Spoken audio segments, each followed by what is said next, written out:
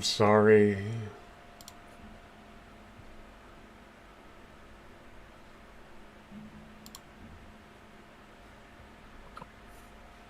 Yeah.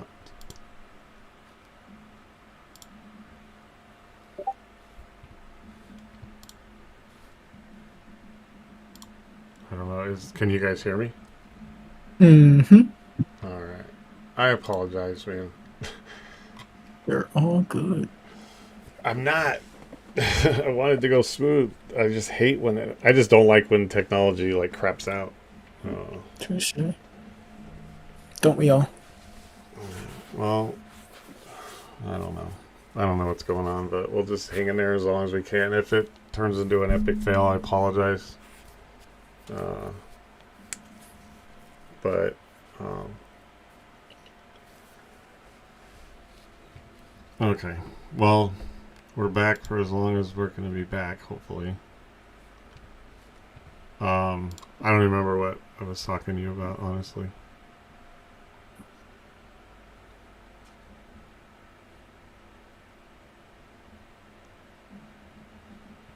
Mm, Oh, about your oh. school, about not the school, but your paper that you wrote on the GGL. Oh, and then what you wanted out of the, not what you wanted out, Mm. but what you were in the GGL for.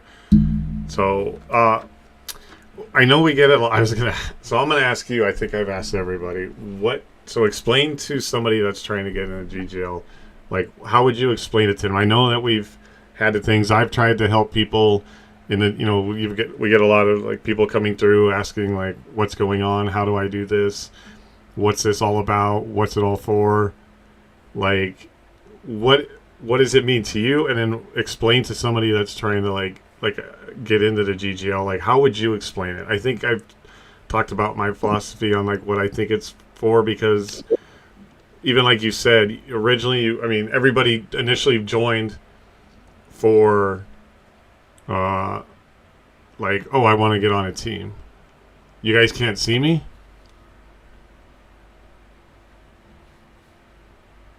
I can see me on Twitch. Can you guys see me on Twitch?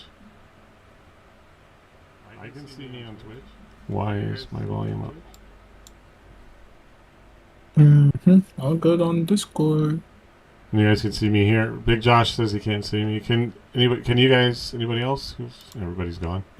Everybody's like, well, it shows on Twitch that they can see me. So Josh, I don't know if that's a you thing.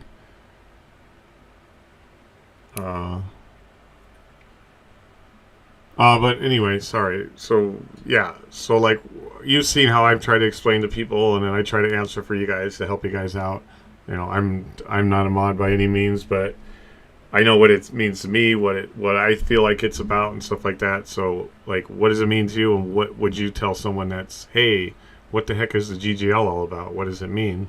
Because it's not just about making a team. There's a whole lot of stuff going on, and a whole lot of I think opportunities and support. So, uh, what would you say about it? Like if you were trying to explain it, like someone makes a comment, explain it to them. Mm,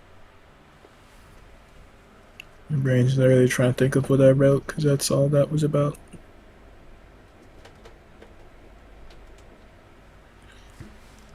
Oh, depends on what they're asking about. Because they could either be asking about the server, they could be asking about the GGL itself, which Well, the yeah, server like and someone jumps in stuff. the server and they're like, "Well, so what do I do here?" Like, first of all, like, what do I do here? Like to someone that's in the server, and then like what the GGL is about. Like, it's like for me when I explain it a lot of the times when I've done it on my podcast when I first joined and everything was like it's not esports. It's not just esports. It's not an esports league, right? It's like an entertainment league. There's it's community. It's stuff like that. So that's what I mean. Like if the person that goes like, okay, well, what do I do here? Um, what is how do I get on a team? Stuff like that. Like what would you tell them basically? Like what do you think that like what's the GGL to you? Right? Is it just an opportunity to get on a game and make a ton of money? Like that's what I mean, right? Some people are in that mentality that that's it. It's let me get on a team, make a lot of money, why am I sitting here? Why am I not? Where's the draft? What is going on? I mean, still even today we get the questions on like what's going on. So, how would you explain it? Hmm. I feel like there's only one way to explain it now with everything already changing. That's really just you join in,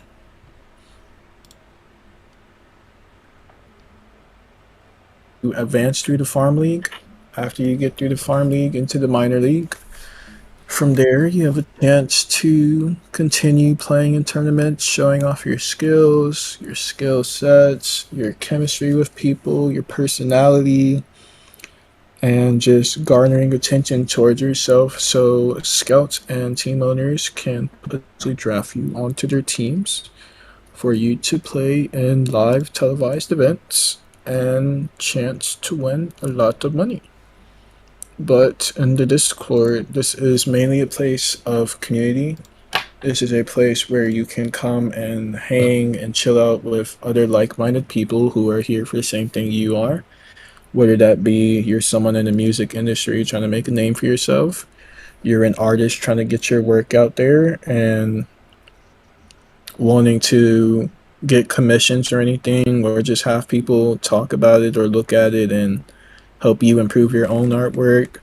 Whether you're wanting to be a caster and wanting to get some experience in the field and be able to commentate on things, or also build your own brand, or you could be like some people in here and just a retired esports player who just wants a nice and chill community to actually hang out and play games with. Right. Which, a lot of people, and that's the thing too, is that I think we have a clear idea, because I think with the idea, how we thought we got drafted in the beginning is not actually how it is, right? Like, it's literally like we're in a farm league and you get points. So I'm 100% clear. So you get points for participating and competing in, and then, obviously you'll get more points if you like win a tournament and like where you place in a tournament, correct? Mm-hmm.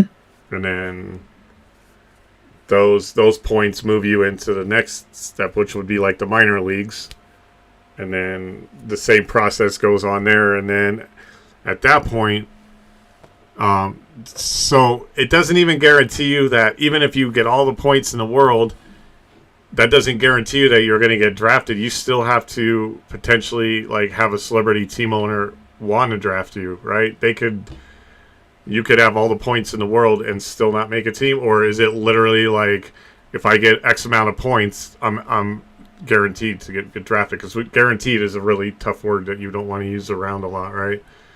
So, like, even if like say, like you've won every single tournament and got like whatever quote the max amount of points, that doesn't guarantee that you're necessarily going to even still be drafted to a team, right? Yep. I mean, it would be kind of, I mean, it would seem like the odds would be in your favor, obviously, but it doesn't necessarily guarantee you. But,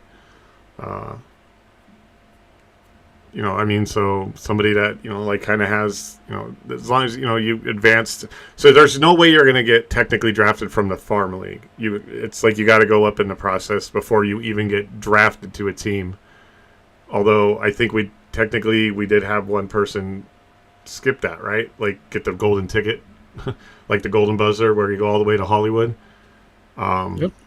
So I guess technically, then I probably shouldn't say that. So there is technically a possibility, but the best course of action would be to obviously participate. And I know that we talked about that too, that like it's not all about your skill level, right? And I know when I even tried to talk to people for me about getting in, it's not all about your like skill level. Like stop like well, I'm number one on the Call of Duty leaderboards, and I'm number one on like this Overwatch leaderboards and this leaderboards, and like I know that that's definitely going to help your case, because especially if you're going to play in tournaments, that's a good thing. But I think that it's not necessarily 100% about that, because I think Clinton even said it at one point, right?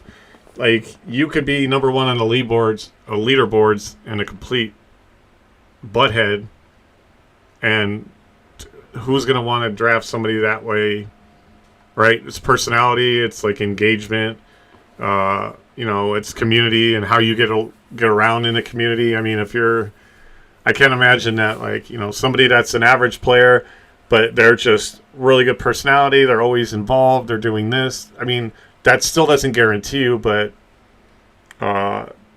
they have as good a shot as someone that's strictly just like, I'm a leaderboard player. That's all I'm like here for. I've got all the points in the world. Well, yeah, but like, you don't have a personality. You don't do this. Like, I think there's a lot more involved. I guess part of me is to hopefully help convince myself that I still have a fighting chance, because I don't know where you put yourself as a gamer. I feel like I'm an average and getting better player. In some games, I think I'm really good. I think I'm really good at that Arc Raiders game, except for when I get jumped by like 4 people. I think I'm good at like other games, but I wouldn't say in any stretch of the imagination am I like a pro level player right now. And I don't want to say that to sound like defeatist. It's just it's a reality. But from where I've come, I mean, I didn't even know how to use a keyboard and mouse before I started gaming, and now it's like I refuse to use a controller if I don't have to. Because there are some games like, because you said you're only 21, and I was going to ask you like when you actually started gaming, but like, where do you see? So when did you start gaming, and what kind of like level player do you say you are? Like, are you pro? Are you that? I am nowhere near pro level. I'm just a regular everyday player. But I started maybe when I was 2 or 3 years old. My pops always had an Xbox 360. I'm not a big stepper. I'm a big stepper manager. I don't do anything. But yeah, my pops had the Xbox 360 back then. Back when it first came out. So I would always just be on there playing racing games a lot. That's was like one of my first games I ever played was Burnout Paradise. And my pops had the actual like wheel and gas pedals and stuff, so my 3-year-old self would literally just be sitting on there driving and crashing into everything. um but that was when I first started gaming. That's crazy, because it's kind of like weird to hear, because you're like, when your pops had an Xbox 360, like when my daughter was old enough to start knowing what a video game was, I also had a 360. Yep. And then, I mean, to be fair though, I was there when Pong started. I think I talked about it in Bilay's thing, but yeah, and then when she was about 6 or 7, is when I had gotten divorced and I had moved in with a buddy, and I had bought her for Christmas her first Xbox One and a big screen TV, and I was literally teaching her how to play on an Xbox One on Zoo Tycoon on the Xbox. So it's kind of funny when you're like, when my pops had an Xbox 360, and I'm like, all right. So did I. So what? But I mean, obviously, I'm a little bit older than you are, but and is that a thing for you? Like, does it bother you? Like, I remember growing up, or when I was going through the whole, growing through video games, it was, you're one, you're either too young, or two, you were too old, right? And it was, I was gaming with 18-year-olds, and I was 40, but I used to get a lot of the, you're living in your mom's basement, or what are you doing that old playing video games? And it's like, well, when the hell is the right time to be playing video games, right? When when is it too young? When is it too old? When is it just right? When is it, like there was always something for whatever age I was playing video games. It was always like too old. You live in your mom's basement, like this, and it's like, well, gaming is for everybody. And I used to have friends that were like, dude, you're like the coolest. I think at the time they were like, oh, you're the coolest like 40-year-old we know and stuff like that. I go, because I don't think like gaming bridges a lot of gaps, right? Like, does it ever bother you that, like, I mean, we played Red Sec together not that long ago. Does it ever bother you playing with, like, do you ever get that mentality? To be fair, like, do you ever go, like, this old geezer over here playing, Call of Duty or whatever, he doesn't, know what he's doing?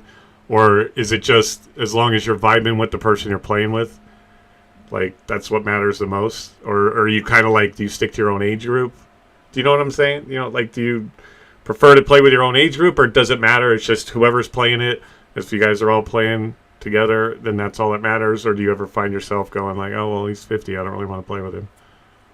Does not matter to me. One of my favorite experiences I'll ever have is I was playing COD one day. It was BO6 actually. And I was in a ranked match, and one of my teammates was a Vietnam War veteran, and they were in there playing with us, and we were literally, it's so funny because we're just all sitting there casually having conversations, and we're like dogging on the other team, but we're just listening to him tell his story. And like, that's one of the experiences I'll never forget. Like, just the irony of seeing how, because most things you'll hear veterans, especially during that war, are either shell shocked or have extreme PTSD from anything dealing with guns or violence. And to see someone like that on this game doing things, he was doing some crazy shit. He was running a sniper with me the whole time, so I was just like in awe. But like seeing things like that, it's just awe-inspiring, and I'm just like, dude, if I'm not like you when I grow up, I might as well just stop gaming in the first place. But yeah, I do not care. Most of the people I get in the game with, I don't even talk to anyways. I just chill and vibe on my own. But there is no limit on age. Like, I started playing BO2 when I was maybe 7. Like, it was no difference to me at what age you are at. Yeah, I agree. And I actually have a friend on your war story guy. I actually have a friend that I play with sometimes. He's a vet, and he can't play. He can't play like shooters like Battlefield, especially like the way with Battlefield's realism and walls falling down and explosions everywhere and all that. Because it sparks his like PTSD. So when I play with him, we usually don't like play like certain games like that. But that's cool. And see, and that's the thing is like when it's like you get to meet like all kinds of people, right? And I think that's the thing that when the GGL talks about and Clinton talks about like everybody games, right? Like get out of that. Like people need to get out of that stigma. Older guys, yelling at young kids, and young kids like yelling at older guys, like, get off the game, like you're too old or you're too young, you're in diaper, like that whole thing annoys the shit out of me. Right? It absolutely annoys me that that people are of that mentality, and it's like, why does it matter? When I was 45, I was gaming with a guy that was 17, and we used to play Gears of War all the time. And he's like, like, you're the coolest guy. He goes, first of all, I didn't even realize that you were like that old. That's what he said. But like, it was just the fact that we were vibing. And instead I go, and that's right. I go, if we both like the same game and we're both having a good time, does it matter like if I'm in my mom's basement or not, and if I'm 45 or if I'm 17 or not? Like, I think we're kind of going away, but you still have those people that still have that mentality, like the guys that trolled my YouTube video saying that this is why your clips are the worst ever because you're an old guy trying to play video games. Like, I don't know, who didn't hug you in your life that you need to, like, do that. Yeah, I had a couple comments on one of my YouTubes, and it seems to be YouTube I get it the worst. But that I'm an old guy, and that I was the worst clip maker in the world as far as the clips that I make for my games and stuff. And I'm like, coming from somebody that didn't even have any like clips on their YouTube channel, but it's like, I don't know why people have to be that way. I don't know why it matters like what age group that you are. I wish that stigma would go away, because literally everybody games, and that's one of the things that I love about what the GGL talks about and what Clint talks about. Because to be fair, I don't live in the greatest situation, and people around me have that mentality that video games are stupid, right? And like, you should be 9 to 5 and doing this. Grown men don't do that. Don't do this. And like, I just wish that mentality would go. It's like, well, first of all, like, people can make careers, people can make money, people can live off of it. People can do a whole lot with a stupid video game, as they called it, right? No matter what age, whether at my age, whether at your age. Like, I just wish that whole stigma of you're too old, or you're in your mom's basement, which is one of the things that used to be said all the time. When I don't know what kind of things, if like older guys are like yelling at you for being young or whatever. Like, I don't care. The only thing I care about is, one, that we meshed good together, and that you obviously you're not toxic, right? Right. At any level. So I just it's kind of obnoxious. It's annoying. But yeah, it's starting at 3 years old. I didn't even know you could hold a controller at 3 years old, and I thought I was young, but I think I was about 5 when the first little Pong machine that my dad had that I played on, which is cool too. And that's another thing, right? You're younger. You're 21. When you came into video games, what did you come in at? Like, what was going on? Was it the Xbox 360, or was it when you? So you were 3 when you started playing. You're 21. So what was it, like a Nintendo or Genesis? What was the first thing you came into in video games? Realistically, yeah, the first thing I came into was the 360, but Okay. the first thing I ever had, like, that was my own, was a Game Boy Advance. That was my introduction, so yeah, Nintendo. And then after that, um, Nintendo then upgraded to the DS, and then I got that. Um, and then switching between that, the Game Boy, and the Xbox. Yeah, those were really like the 3 things that like got me cemented into loving gaming. Yeah, I was gonna ask you like that. So do you know of, like, if I said an Intellivision, like, even though you came into gaming, do you know like the history of gaming and all the systems? Like, do you know what an Intellivision is? Have you ever heard of that system? Mm, You have, okay. And like a ColecoVision, Sega Genesis, yep. I Atari. still own some of those Oh, do on you? my pop stores. Yeah. So, and then like Atari 2600. I think the one that I never ever came was that I played on was a Sega Dreamcast. Did you ever play on that one? Yep. I only played it twice, and only that's where I first fell in love with Sonic. Since then, he became my favorite both game character and games of all time. Yeah, I liked Sonic a lot too, but the game I played the most on a Sega Genesis was Kid Chameleon. There was a game. Mm-hmm. Do you remember? Do you remember that game? Did you ever play it? But I've heard of it. Okay, yeah, that Kid Chameleon was, yeah. You would put on like a helmet and you would turn into like a rhino or God knows whatever other thing they had. But yeah, like when I played on the Intellivision, it was burger time. Burger Time's a lot different now.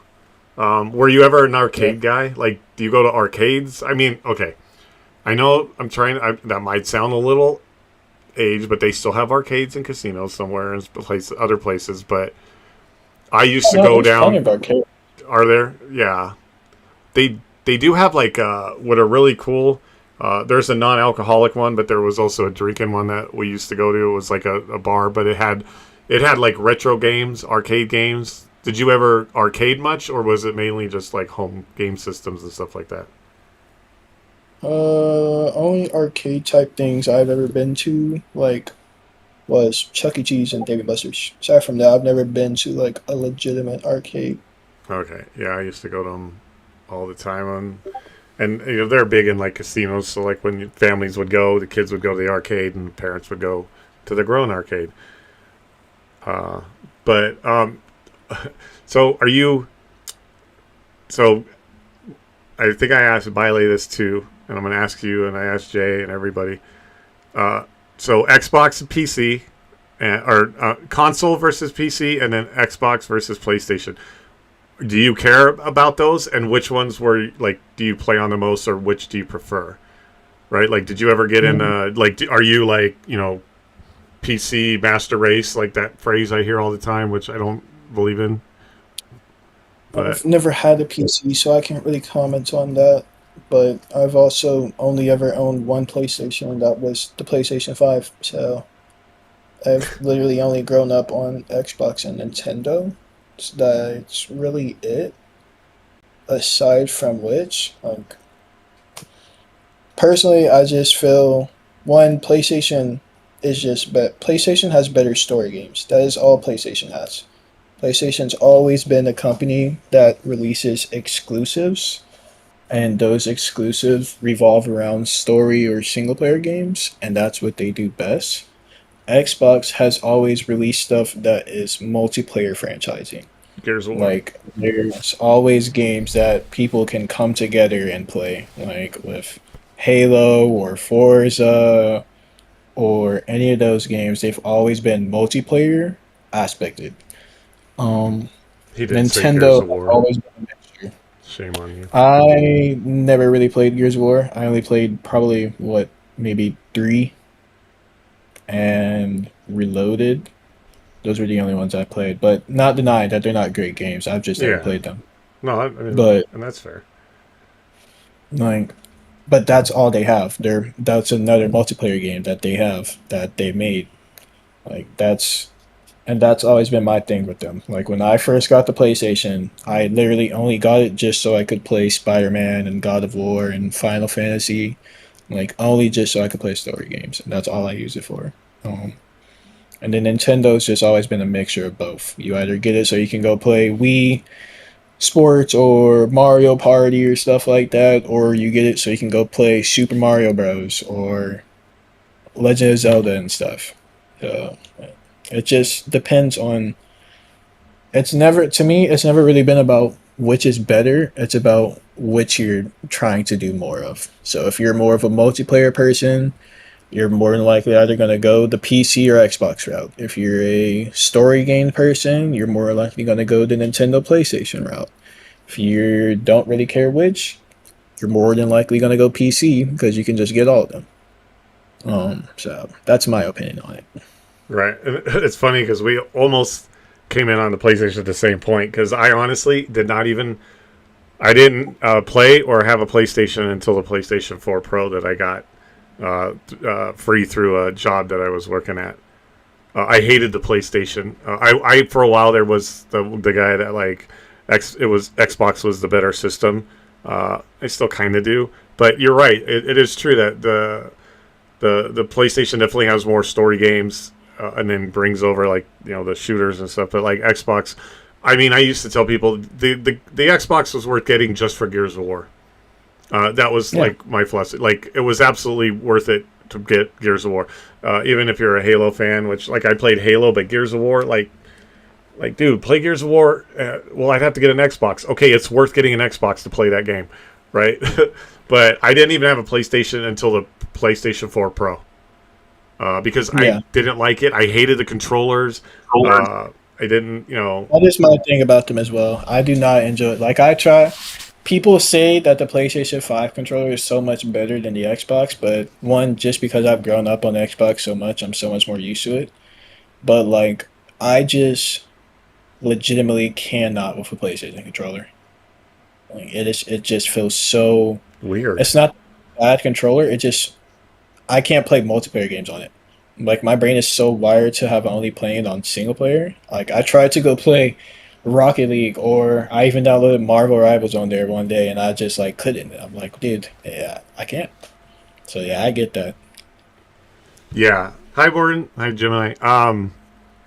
So yeah, I didn't, and then now it honestly, my PlayStation just kind of just sits there now because mainly because I let it expire because it was like I kind of once when I got home from getting sick and it was like, oh, I could play video games again. It was like sign up for this account and sign up for that. So I kind of just turned it off because then I got the PC because after when I started getting to the point where I could sit up at the desk and play again and stuff like that, or play video games, I was like, I'd always wanted a PC, and I almost didn't get a PC because I was like, I'm gonna get it. I'm gonna get the new game system because I was always a console player, right? Always an Xbox, but I'd always kind of wanted a PC, and I'd had other PCs, but not what I have now. Not this gaming thing with the streaming setup. And then I ended up investing in a PC, and it's probably the greatest investment that I made, especially considering that I'm trying to do podcasting and gaming and join the GGL and all that. And I wonder where I would be if I had gotten the new Xbox or the new PlayStation instead. And at the time, I wasn't aware that you could really stream from it. I know you can now, so I'm sure that would be the next logical response. But I didn't really know that because until even the GGL and until I got a PC, I didn't even know about streaming really, right? I didn't even, when I saw things on Facebook, I thought it was just like these special things that people did. I didn't realize it was like this huge world and community. Like I came into all that late and stuff. But do you end up wanting a PC, or are you good being a console player? I might get one, but more than likely, I'm probably just gonna buy the Steam machine once it comes out next year. I just truly prefer console, but the only thing about PC that I want is like the games that they offer because Steam just has such a more wide variety. But that's really it. What do you think of that That's, Steam machine that's coming out? like I said, I'm gonna get it regardless. Oh, you are going to get it? Yeah, Xbox was already planning on doing Right. that. Right. But it wasn't gonna come out for a few years, so I was just gonna wait until that came out to upgrade. But since Steam is doing it, I'm just like, dude, one, Steam is much better company in the first place than Microsoft, especially since Valve is like their own thing. They don't have to worry about increasing prices or meeting people's quotas. Since they are their own company, they can do what they want, and they've been doing perfectly fine since. So I'm just gonna get one regardless, and then it's not like I can really. I might sell my Xbox. I don't know. We'll see how much the price cut is for the Steam machine once it comes out. But Yeah, that's the thing I was going to say is because it's kind of like what you said Microsoft is already going to still do too, is it's like a console PC hybrid based on the price tag. Wouldn't it would I would think based on the price tag, if why would you not just get a PC at that point, right?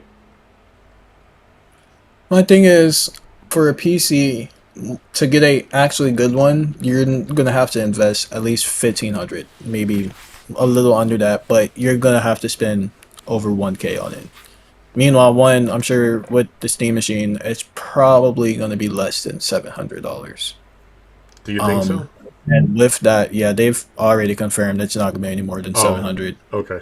I didn't see that. They haven't given the exact price, but that's the range they've given around. But also with a PC, you're gonna be investing more money into it because you're gonna have to buy a monitor, which is completely separate from the PC itself. You have to buy graphics cards, mouse, keyboard, all that stuff, which all, like I said, equates to at least over or around 1,500. And then as stuff time goes on, you're gonna want to have to upgrade it, which you're gonna be spending another three, four, 500 on a better graphics card. And money wise, until I am comfortable enough with where I'm at, uh, I won't be doing it. Right. And to be fair, first of all, my community helped me with it, but my graphics card upgrade was $853, so it Yeah. was almost a $900 graphics card. But for what I'm trying to do with my life, because as you know, I'm on disability for the transplant and chronic pain. So this was what I'm doing. So it's what I would call an investment. It's not like a waste of money. It's obviously an investment. But yeah, I mean that makes sense because I heard that like the Xbox One though was, and somebody had asked me that on my podcast was what I thought about the Xbox One that's going to come out, the console, and I go, well, based on the price tag, I mean, if Microsoft, which I have a feeling they are based on what they're doing now, going to put like a $1,500 price tag on a damn thing or close damn near to it, you might as well just get a PC when all the things are on Steam, and I could play everything that's on my Xbox and other things on my PC, which the main reason I'm obviously more PC now is because I really want to do the podcasting and the game streaming, and then hopefully that leads to things in the GGL. But like I don't very rarely play on my Xbox that often anymore. But if Microsoft is going to make a console hybrid and then put it at that price tag, like why don't you just buy the PC that's going to be at that point, which should have a good graphics card and stuff like that? It just seems kind of like it's not a console anymore. You're buying a PC, so buy a PC, not what they're considering like a console hybrid. But Yep. so in that case, and I have a feeling that that's what's going to happen, is it's going to come out like with the ridiculous price tag, and then it's going to be like, well, then PC people are going to buy a PC anyway. They're not going to buy that, and then console players aren't going to have the money for that, or don't want to. They're going to just go with and stick with the last gen, which is still going to run fine for a while. Toji, where are you? Toji's right here. He's in the yellow box. Toji's right here. Yeah, sorry guys, I'm camera shy. Yeah, he's not on camera. But so before we go on, I was gonna veer a little bit. So like so do you work? And you're 21. I know you talked about it a little bit briefly. Like where did you grow up? Like your family, do you have brothers and sisters, all that good stuff? Like we want to know, Toji, like what you did as a kid. Besides, what did you do as a kid? Like, did you go out, play games? Like, do you have a lot of friends? Like, what do you do? Like, all the fun stuff. So I was born in Honolulu, Hawaii. I Nice. come from a heavy military family background. All my family was in every single branch of the military, except for Space Force. Um, but I was only in Hawaii for like 4 months after I was born. The 4 months I was there after I was born, we moved to Georgia, and that is where the majority of my life has been spent. I've moved a lot around since, just because of being in a military family. So we've traveled and moved a lot. I've lived in Britain for 3 years. Um, I lived in Japan for a few months. Moved all around the states. Um, I've never really had like the only time I've been in like a school for longer than a few years was my middle school and high school year. Those were the only times I stayed in one school throughout all of it. But elementary wise, damn near every grade, even probably in the middle of the grade, I move. Um, but I come from, I'd say, a healthy family. I was raised by a single mother. my mom, my pops, which is my grandpa in reality. I just call him my pops because he was the Okay. father figure in my life and he basically raised me. But my pops and my grandma, all three of them pretty much raised me on their own. I have t- I have 14 siblings. Two of them come from my mom. The other 12 come from my dad, my biological dad. But I am the oldest out of all of them. Um, Wow, 14 siblings, and you're 21, and you're the oldest. yep. Um, yeah, childhood wise, I went out a lot. I was a very outside kid. I loved playing outside a lot. I was the type of kid that was out the second the sun came up on the weekend and back inside because mama forced us to be back inside the time the street lights came on. I was that type of kid, grew up that way. Still was always a heavy gamer when I could be really heavy into TV shows and movies. We were the type of family that had those cases of just a whole bunch of DVDs inside of them, and you put them in those little foldable sheet thing, those clear Yeah. cases. We had like three of those, like three huge things of those. So every single one of those movies that were in there, I've watched at least three times. Um, Heavy movie kid. Always was watching cartoons. Always was that kid that stayed up when they shouldn't be watching Adult Swim or Fox to go watch Family Guy or something. Um, and that was my childhood in a nutshell. See, and here's the funny thing because you said it. So you're 21 and I'm 53, so quite a bit of an age gap. But you said something that, like, see, people, like, just because we're that big of an age gap doesn't mean that, like, there aren't things in common. You said that when you were a kid, right? Because kids growing up now, it's different, right? You just said it though. Yeah.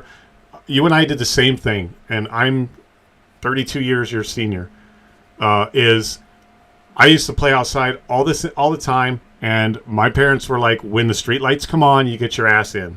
So, Yep. like, for me, like, my real decade was the 80s, and then, the 90s were really good. But I grew up in the 80s, and yeah, that's exactly what it was. But even, and some of the kids that are younger than you now that are going through, they don't necessarily, like, live by those standards anymore. But it's kind of funny that you're 21 and I'm 53, and we literally had the same standards that our family was. You get your ass home when the street lights came out because we were out playing. Now it's like you'd be lucky if you can get kids outside sometimes. And I'm not saying that all kids, but it's we're in a different world now that everything's online. Everything's let's play. Let's be on a computer. Let's do this. Let's stay inside. Why do I go outside and do that? But it's kind of funny that you said that because I'm like, that was the same standard I lived on, 20 years before you were born, Yeah. or whatever it is. It's a very old head family, I'd say. Um, my grandpa he just turned 52, and my mom also just turned 42. So they're very old heady in a sense, but they're also my pops is more so like a really old head. My mom is more so in the mixture between being a millennial and an old head. But I was raised by the standards that they were when they were kids. So I was in that same my Yeah. everything I grew up around was essentially as if I was living through their childhoods. And experiencing the things that they did, going through the life experiences that they did, learning things the way that they did. Anytime that I got put on punishment for things, one with being in the military, I would have a workout that would have to be done, and then I'd be forced to go read for about 3 4 hours. And the workouts I would do were horrendous. One of the things they used to make me do is wall sits. I'd sit on the wall, have to crouch down. My knees couldn't go Yep. below a certain point, I did but those in I'd have football. to. Yep. I'd have to hold out a pencil in front of me, and I'd have to sit there and hold that pencil out while not dropping for at least 45 minutes. And if I wavered or I dropped the pencil, I'd have another 45 minutes added on. And I would just keep going until I got the 45 minutes done. Or it'd be a book I'd have to hold out with two Yep. fingers. So I was raised on those things, beaten with switches, or my grandma, she used to take off the thing that you used to turn the blinds with. She would take those off, Oh God, yeah. twist the broomstick off. Like I grew up in that type of childhood, but it made me who I am, and I'm happy. Well, not happy, but I'm glad that I went through it because it made me into the person I am today. So Yeah. First of all, I'll say this, Toji, I could be your daddy. no, I'm a year older than your dad. Uh, yeah, but here's but it's crazy, right? Like for people that go like, there's no way a 53-year-old and a 21-year-old could have anything in common. You and I grew up in the same childhood. I grew up with the same things, right? It was it was the, be home when the street lights came on. Like for me, it was my dad taking the belt off. Like we, like, your dad was, military, and a lot of the things that you had to do were, because he was military. So my dad was in the military, but the reason we didn't move around a lot, or reason we moved around a lot wasn't so much that, it was the type of job that he was in. It was a job that was like we lived in a, I mean, I was born on the other side of the United States before I moved over here, but even in the state of California when I lived there, we moved like 6 different places because of the job. But he was also like military. But yeah, we used to do in football. We did the things that you were talking about. The sitting up against the wall, holding out a book. Of course, when you got in trouble, there was that too. And then I don't know if you know what up downs are. yep. Yeah, we did.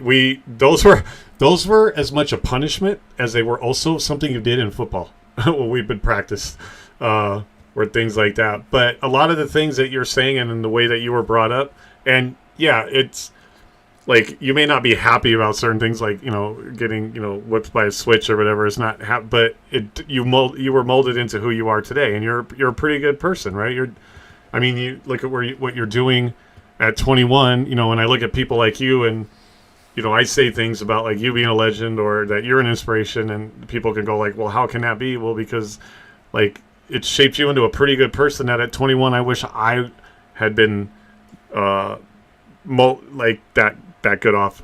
I took a different path, which was alcohol, and so like you're but we had the same childhood, so we can have things in common, right? Even though there are certain things that might quote age me or age you or whatever, there's still a lot of similarities, which is really cool. Which and I didn't know a lot of those things, but like yeah, we had kind of the same childhood, which is cool, and it made you who you are today. Unfortunately, I wasn't as strong as like you are with decision making and stuff, and like you've got a really good path in front of you right now. You're like you have a good head on your shoulders. That's why I tell you that you're a legend.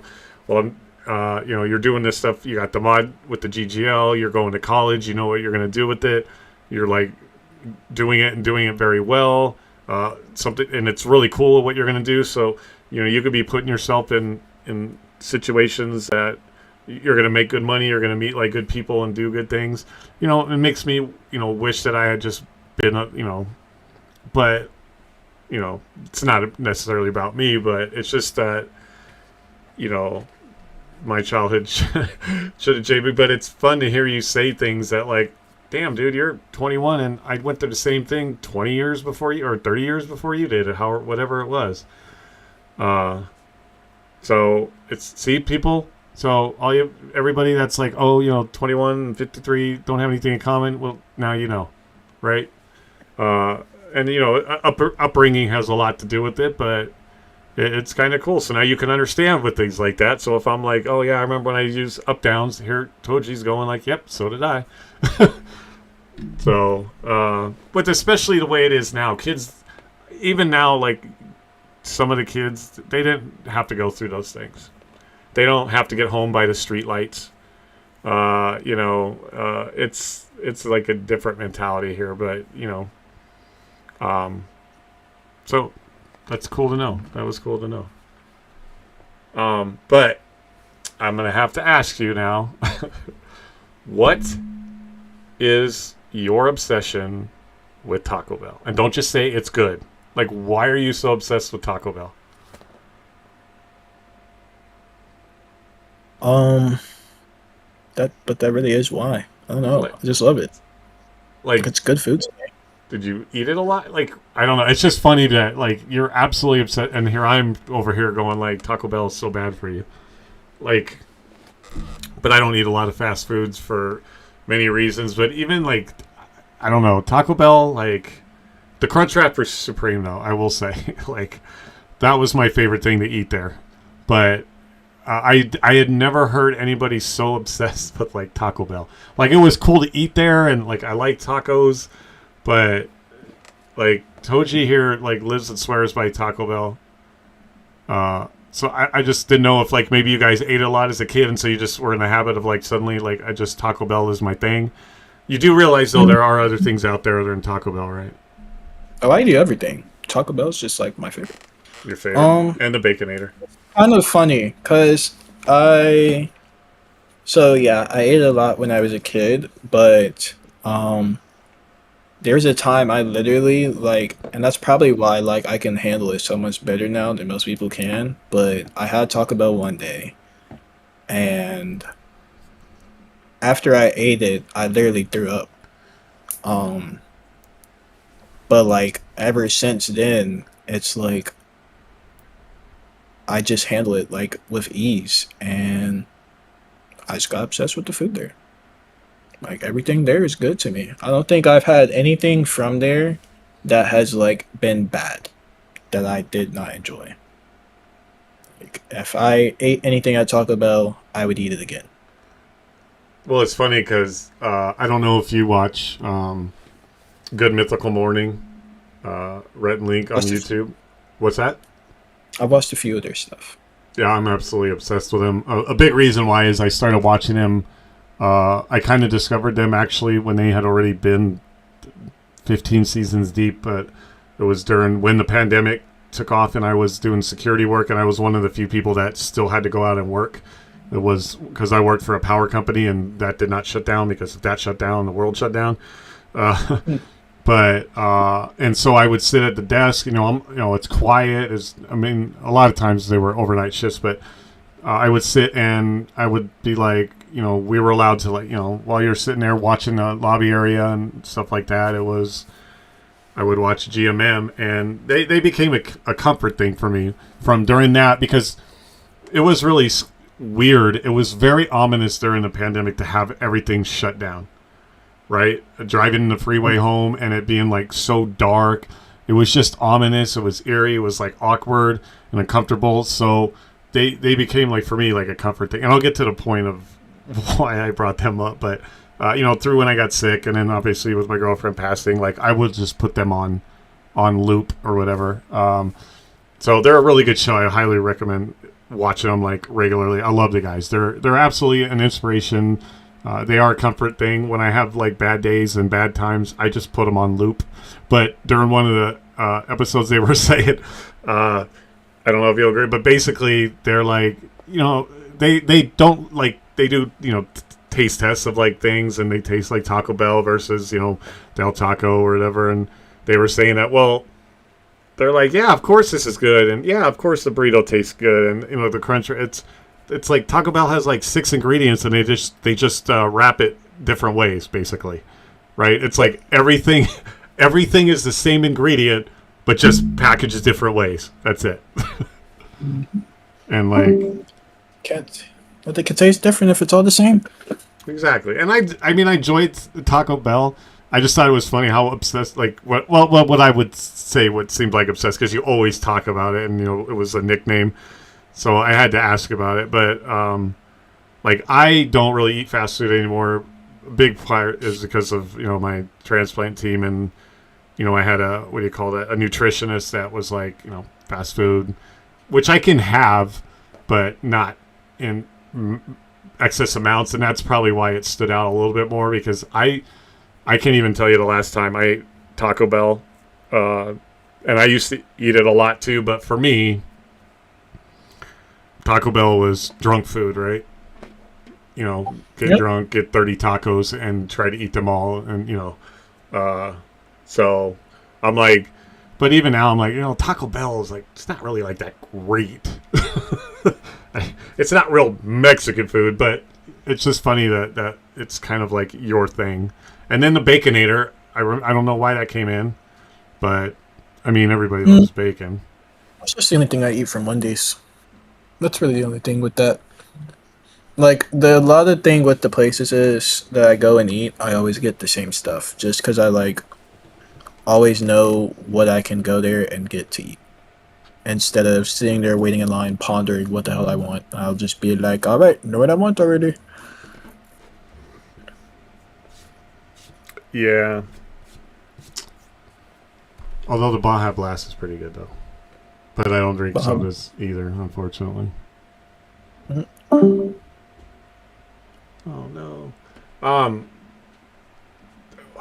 What was I going to ask you?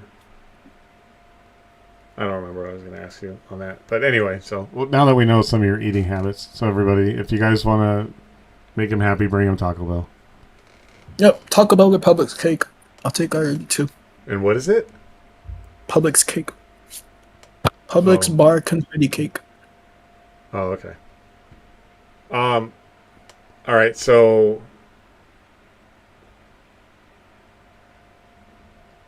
I forgot what I was gonna say. Okay, so here I'm gonna ask you. You know my opinion. First of all, what to you is, what's your favorite game? What's your least favorite game? What do you think is the most underrated game, the most overrated game, and what game deserves Game of the Year this year?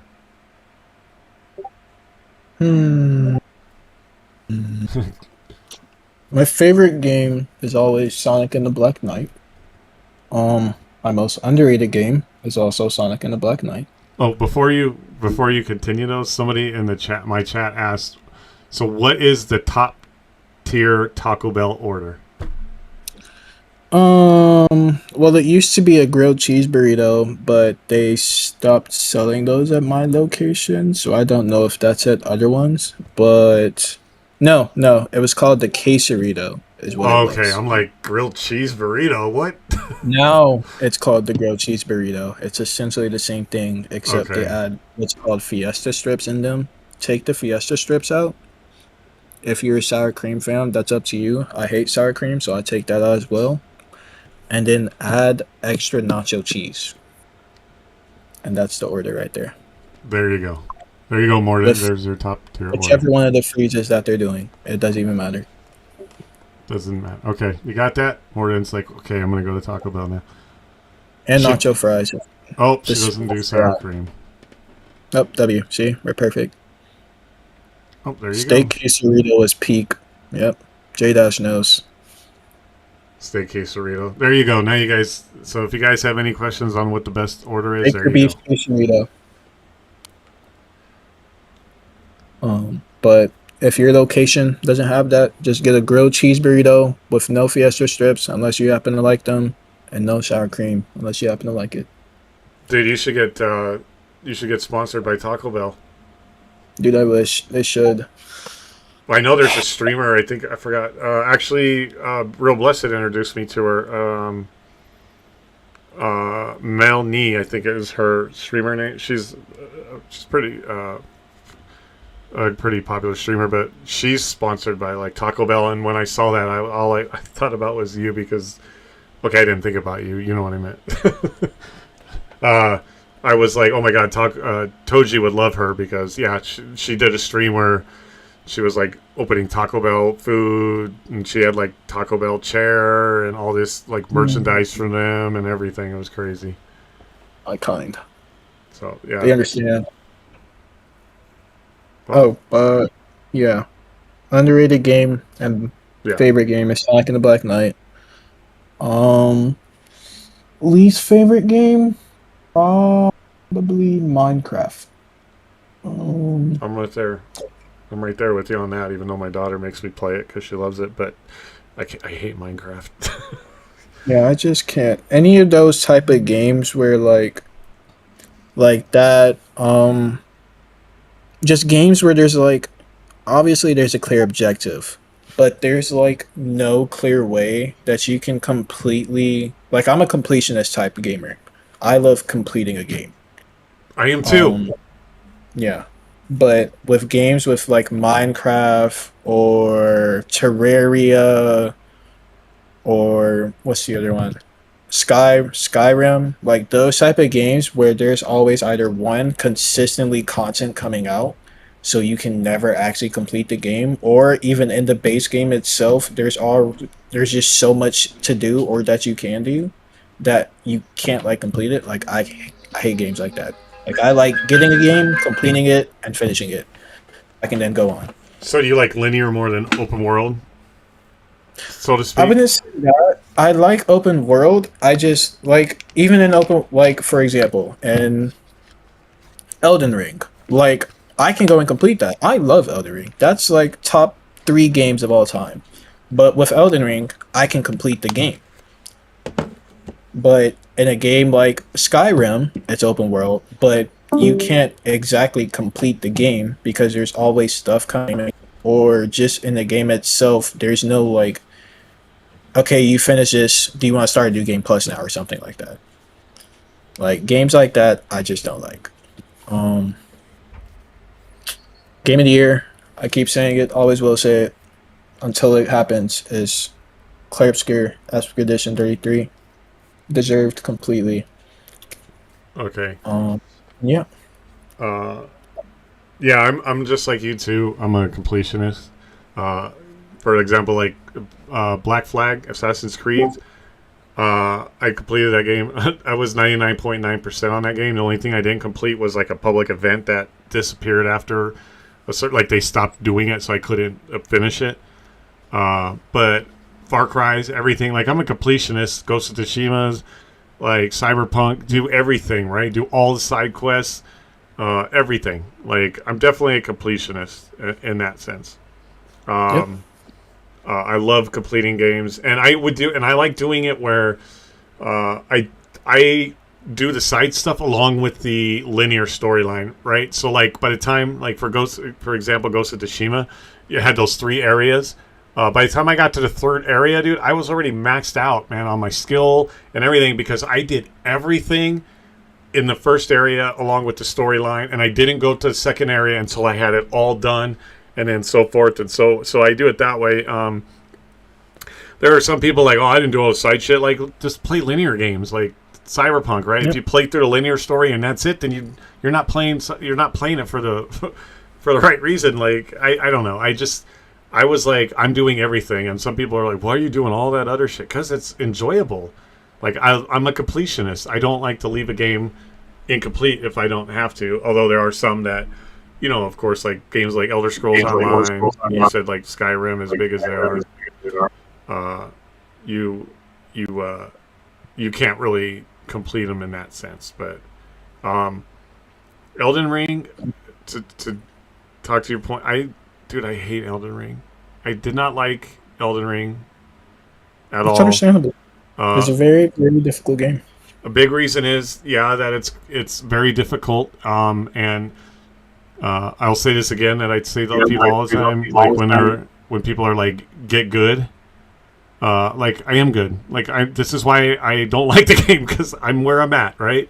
But for me, it's so when it's so hard to that level. I keep feeding back through you for some reason. I think. Might be. Uh, it's not fun. You find fun, and that's what worries me sometimes about even things like with the GGL is like I'm not good enough to play that game. Although I think the more that I've been in the GGL and the games that I have played, and when I realize that I am doing like big boss fights and stuff like that, I feel like I'm getting better. Maybe if I tried it again, I might think differently. But Dark Souls games, I remember trying to play one of the Dark Souls, and I'm like, I'm fighting like one of the little skeletons that are just a little side guy, and like absolutely was getting my ass owned, and I'm like, this is not fun. It's when it becomes so frustratingly hard and it stops being fun that I don't I don't enjoy it. Morgan said she has 530 hours in it, and I think it's because I've never gone back to it. Maybe it would be different. But for me right now, like, like I said before, I was never a great gamer. Hell, I started out on sports games when I started using controllers because I didn't know how to move like first person, and now that's evolved. But maybe if I played it again, would I look at it a little differently? Maybe, but I didn't do like Elden Ring is just something that I was like, I don't get why everybody loves this goddamn game. Right? Like, and maybe being more in the competitive quote world that we're in, I can kind of see. But even then, I was just like, why? I don't like getting so frustrated. I think you've seen me do it in some games that when I get so frustrated, it's because I get frustrated at myself. But if I'm getting so frustrated at the game, then I'm not having fun. Then I'm like, what is the point? You know what I mean? Yeah. I get that. There's a lot of people that are like that. I personally am the complete opposite, though. I love when the game makes me feel challenged. Like, every game I've ever played has always been at its hardest difficulty, whatever it was. Okay, hey, games are challenging and they don't have to be on the hardest difficulty. Maybe that's... of course. Like, I enjoy, like, giving... When a game presents itself to me with a difficulty level or just is straight up like most people would call either impossible or extremely challenging, like that's where I find the most fun in games. Like, and that's why I loved Elden Ring so much. Like, I kept playing it to the point where I wanted to get to the maximum New Game Plus difficulty. Like, I played the DLC. I beat the DLC before they actually patched the boss to make him easier, but I beat him while I was at New Game Plus 36. And the maximum difficulty I think ended around New Game Plus 8. So I was already well past that. But like, I like challenging myself. Like, when I'm getting frustrated, especially only on story games or single player games, like when I'm getting frustrated at the game, that's when I know I'm enjoying myself, because it's like the game is invoking emotions out of me, and that's how I know I'm like feeling it. Like, I'm actually immersed into this game right now. I'm not just bored playing it. I'm not just here playing it because I'm trying to pass time. I am like genuinely trying to get through this game and beat it. And that's what I enjoy. Like, even with Doom, like every Doom game I have always played at the highest difficulty. Every Halo game I played at the highest difficulty. Ghost of Tsushima, highest difficulty. God of War, God forbid I hated it as much as I did Elden Ring, but played that at the God of War difficulty. And with that, I challenged myself. I don't know who all knows him, but there's a YouTube content creator, Korya's Kenshin. That's also my favorite YouTuber. Been watching him since his college days. But back when he started the game, my goal was to beat him while he was playing at the regular level on the God of War difficulty level before he could complete the game. And I beat it in 60 hours. Proudest accomplishment of my life. But that's just how I like to enjoy playing games. Is the harder they are, the more I can enjoy myself, the more I want to put my time into it so I can actually enjoy it. Right, and that makes sense. And don't, like, it kind of makes me feel bad. Like, I don't want you to misunderstand. Like, I do like being challenged. And to be fair, when I first started playing games, I played for the story. On you or anything. Everybody's got their own ways. I'm just saying that's my personal way. Right, and but I think even now, especially being in the GGL and playing with all you guys and playing more games, like, I get that and I see the challenge. But I was even doing it, now that I think about it, before I kind of even thought about it. But like, there were times where like I wasn't having fun when games were so hard, but I mean, to be fair, like I don't like to breeze through games. I like a challenge, and then I'm kind of moving on that mentality where it was even like with the first Rivals tournament, like I wanted to quit, but then like I just learned and started getting better. Blessed taught me and stuff like that. I remember Diablo 3. I remember Diablo 3. Dude, I was playing it all the way up to, I think when I stopped playing it, I had advanced to Nightmare level 7, right? It was like the hardest difficulty times 7. Gears of War, like, I beat him once on Insane, but I didn't have the most fun at that level, but I did move up in difficulty to be like, I've got this game down pat. I know what's going on. Like, now I want to go a little difficult. And you can ask, like, Dreamy's been watching me. She's a mod of mine for a long time. Division. Like, I was so proud of myself because I got all the way up to where I was soloing Legendary on, I think the highest difficulty was Heroic in Division. Sorry. Or Division 2. Because I freaking absolutely love that game. And that was the other thing, too, for me is if I love the game, then I want to keep going. I automatically, from the first day I started playing Elden Ring, I think because when it first came out, like, maybe I was misunderstanding how they're, like, my buddy and I could never figure out how to, like, co-op. It just seemed like their matchmaking was, like, so broken. And I was like... Yeah, it was their first time even introducing multiplayer to their game. So there's a lot of... Everyone was confused on how to do it at first. Like, I didn't even get to do multiplayer at all on any of them because I didn't... So like I said, I bought... Most of my story games were on my PlayStation. And I had no friends on PlayStation because I literally only just bought it. And I bought it for single-player games only. So I didn't buy PlayStation Plus or anything to be able to play with people. But the issue, once I bought it on Xbox eventually because I wanted to help my friends get through it who were struggling with it. And yeah, the entire process of figuring it out was, one, you had to go get a certain item to be able to summon your friends to your world. And that was a whole thing because you had to go out and find the item. Then you had to go craft. You had to find the materials for the item and then craft the item. And you only had a certain amount that you could have.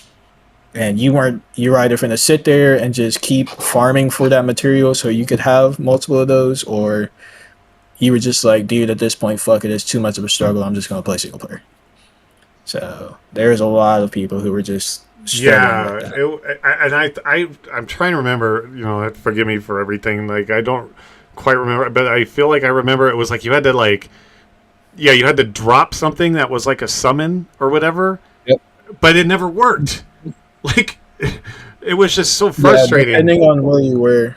Because back then, the only places you could, there was like certain areas in the game where you were able to actually summon a partner, and those were either in like high mob areas or only in the boss area. Aside from that, you couldn't go anywhere else with friends. Yeah, and it was that I think that was probably a part of it too, is like, this is stupid, like this is so broken, like we and it was a time where like I liked, where it was a friend of mine and we played pretty much everything together.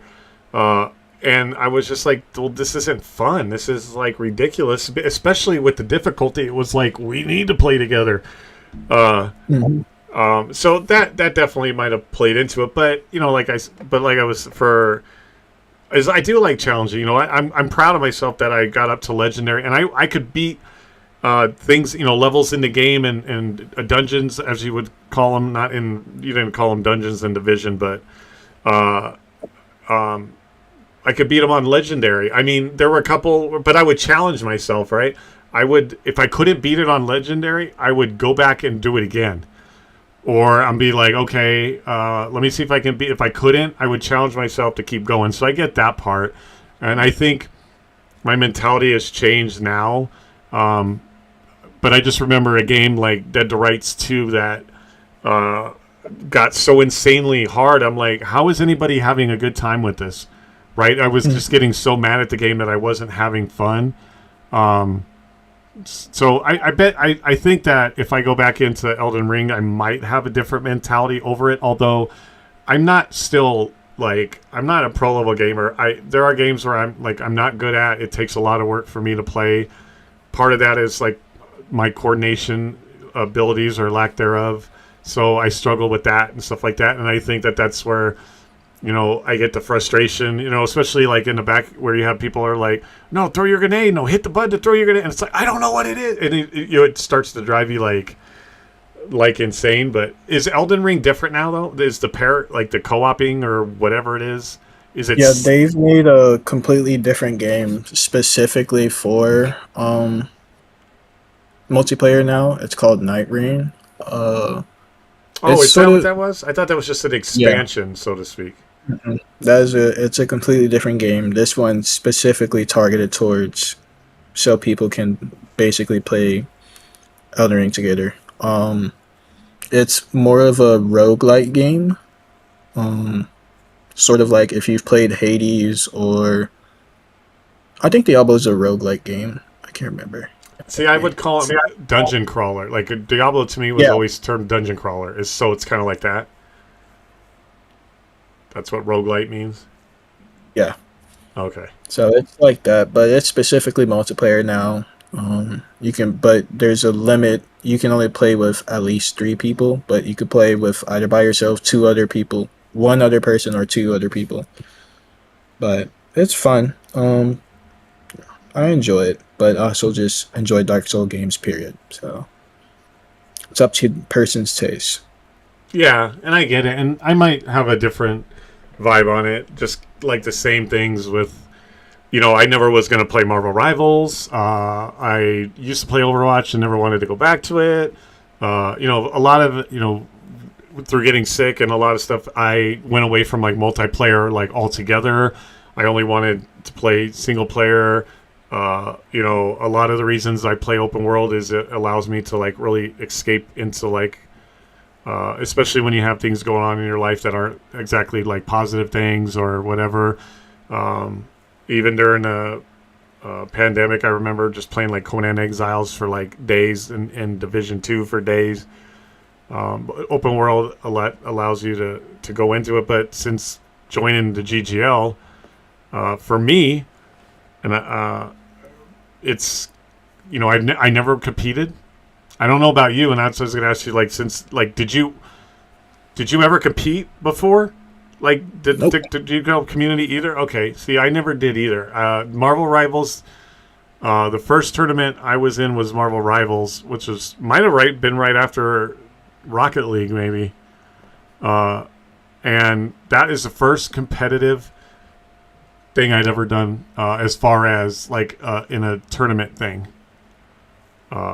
Tournament / competitive play. I mean, I get going on Gears of War multiplayer. Is that competitive? I guess, but that was more like, let me get a case of beer and get with my friends and get drunk and yell at people and shoot them with the Lancer and chainsaw their face off. Right? that I didn't see that as like competitive, but I never played in any tournament thing, a bracket thing. Thought about competitive gaming not until literally March of this year when I joined the GGL. So I didn't know if you were a competitive gamer at all. Nope. Most I do is just play ranked. That's all I do. And even then, I don't take that really seriously enough. Right. So do you still, at this point, want to be like make a team, or are you kind of just happy one way or the other? Like, do you actively want to make a team, or is it like, hey, if it happens, otherwise I've got this great plan, with the event thing and all that stuff? Or I don't really care for it anymore. I'm just fine doing this. I stopped. Last tournament I even played in was maybe the Moon Knight challenge that we did, the Marvel Moon Knight challenge that we did. But aside from that, that was the last tournament I even played in. So I mean, and that's the thing about being in here is like there's so many other things going on that I mean, ultimately I do. For me, I mean, ultimately I do want to. It would be cool to be competing on a team, but I also really, really hope to like make this a thing, the podcasting, kind of like for you, like doing the events and stuff like that. That seems to be what's driving you, and that's what I was going to ask you. Is that kind of like your motivation? Really, is like that's what's driving you? Is that less being on a competitive team in the GGL and more like this is your path? Yeah. Yeah. I mean, I would love to. I think it would be cool. I really hope to. Do I get scared that I'm, quote, like not good enough? Yeah, I do. Am I going to still keep trying and competing? And because my ultimate goal is, if I do make a team, is I want to at least just carry my weight, right? I'm not trying to be the MVP and win the league and like I'm going to dominate and crush everybody in my way, even my own team. I'm more like, hey, as long as I carry my weight and I participate, and part of what I do is what helps the team hopefully win. That's kind of what drives me as far as that goes. But I definitely hope that this obviously becomes something, and that's cool to know that like not everybody is in it in the GGL. Like you're, to be like, and for excuse my terminology if I offend anybody, but like an esports tryhard, right? Like, good for them.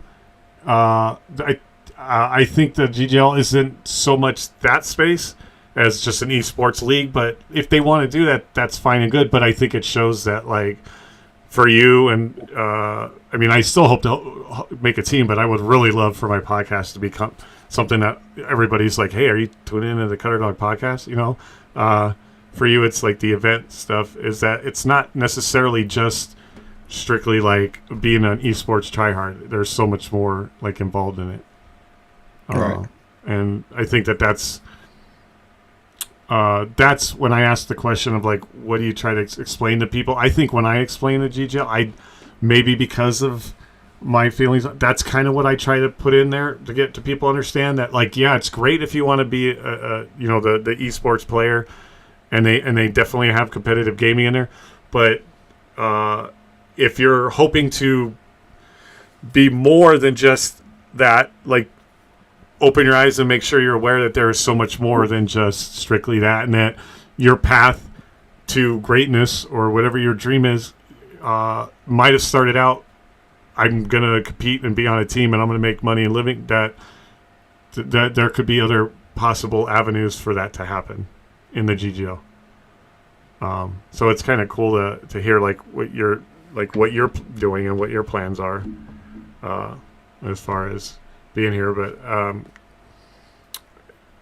you do a really good job, and I'd say that you're a legend, and like that you do take on a lot, and you do like try to make these things. And I know I see a lot of people coming at you, and I think we've got on you about the last tournament a little bit because it was a misunderstanding on rules things, but you do take on a lot, and I think you do a really good job, and you do a really good job trying to put these things together. And from my perspective, I'll tell you that I really do try to make these things when I see that you're putting something together, but I think you understand, like, for you, you're doing, you want to become an events manager, and that's like, or that's like what your like goals are and stuff like that, especially even being here. And like a lot of sometimes if I'm not in there, it's not that I don't want to participate.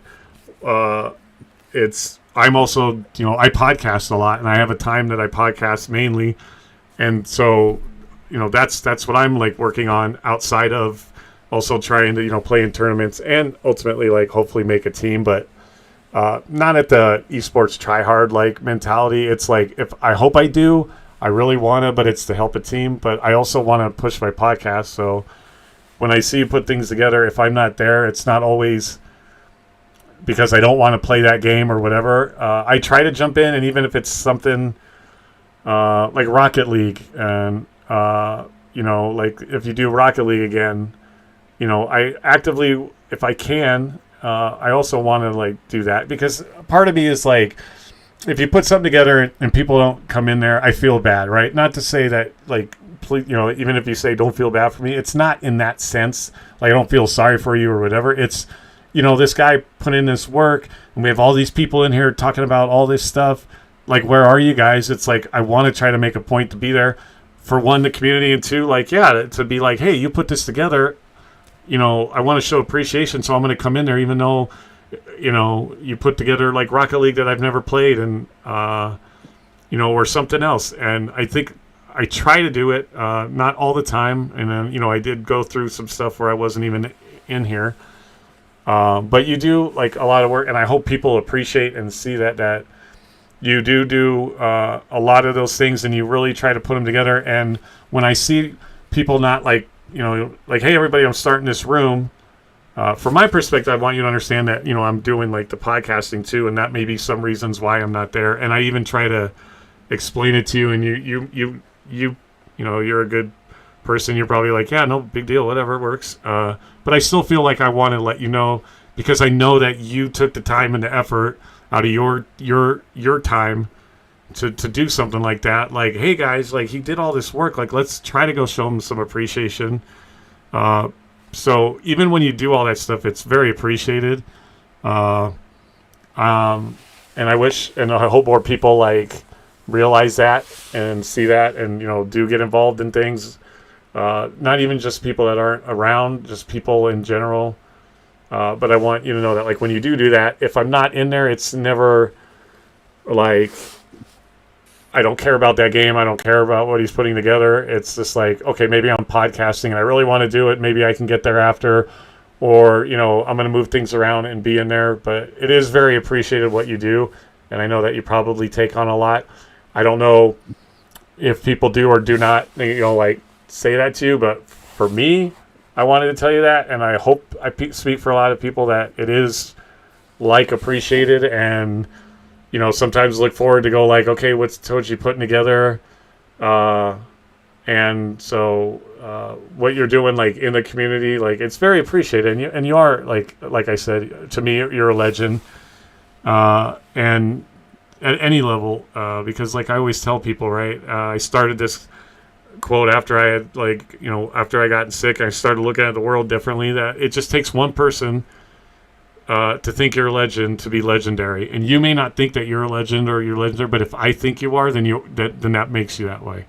And what you do, and even at my age, obviously I screwed up my life, like, making bad decisions, and I'm 53 trying to, like, make my way. That you're doing at 21, you're definitely an inspiration, even though you're 21 and I'm 53, right? In the normal way of looking at things, you're like, why are you looking up to a 21-year-old kid? Somebody might say, well, because look at this, what he's doing. Look what he's done by 21. Look at him now. He's got a good head on his shoulders. He's doing things that I probably should have done. And even at his age, he's telling me, and I don't mean to say it at your age, I don't mean it like that, but you're even telling me, like, hey, you can still do it, when I get down on myself about some things. So I do appreciate that. And I'm better for having met you and being a part of this. So I like what you do, and keep doing it. And I hope your school goes great. And I hope you get everything that you want, and that you become you do that events thing. I think you're going to be really good at it, because you are very good at it, just in, like you said, like your internship, so to speak, doing it here in the GGL. It shows if you do half of that when you're out there doing it as your life, you're going to be very successful, and you're going to put together some pretty amazing things. Well, so, thank you. I don't really know how to take that. Take it as a compliment. You're a good person. Like, take it. And, like, you're inspiration for me. Even even though our age gap is, like, huge, like, you're still an inspiration for me. So just keep doing what you're doing, and I appreciate it. If I'm not always in there, it's never anything other than I might be doing my podcast, or God, I might be at a doctor's, or my daughter is here. But I still appreciate, and I still, like, see you doing it. Mike talks about, like, people, we see things. Like, I see those things, and I don't always get to tell you that. So when you see me comment, I just, that, hey, man, I can't make it because I got this going on. And, it might just be like, yeah, whatever, dude. For me, it's important to, like, let you know that, because you're taking your time to, like, make these things happen for people. And even if I tell you I can't make it because I've got something, it's kind of a way to appreciate you for what you did, even though, unfortunately, I wouldn't be there. So definitely keep crushing it, man. You're good. I don't want to say you're a good kid because I don't want to say it like that, but you're a good dude. And I think you're going to do really good things with your life. But I don't know if you have anything else that you want to share with us, like anything about Toji that we don't know that maybe we want to know or that might be fun to know. And then we can ask people if they have questions for you at this point. And then if you want to wrap it up and go do your thing, we can do that. Don't really have anything else that I have to say unless people want to know stuff. All right, then. Does anybody have any questions other than what's your top tier Taco Bell order? Because we already covered that. Not that that's not an important question, but we did cover it. But yeah, if you guys ever, for all those that don't know Toji, like he's a good guy. So if you guys ever see him come in my chat or whatever, now you know a little more something about him. Favorite hot sauce? What's your favorite hot sauce? Diablo. Are we talking about from Taco Bell or hot sauce period? Okay, yeah, NYC, is that from Taco Bell or hot sauce period? Color, blue, black, and red.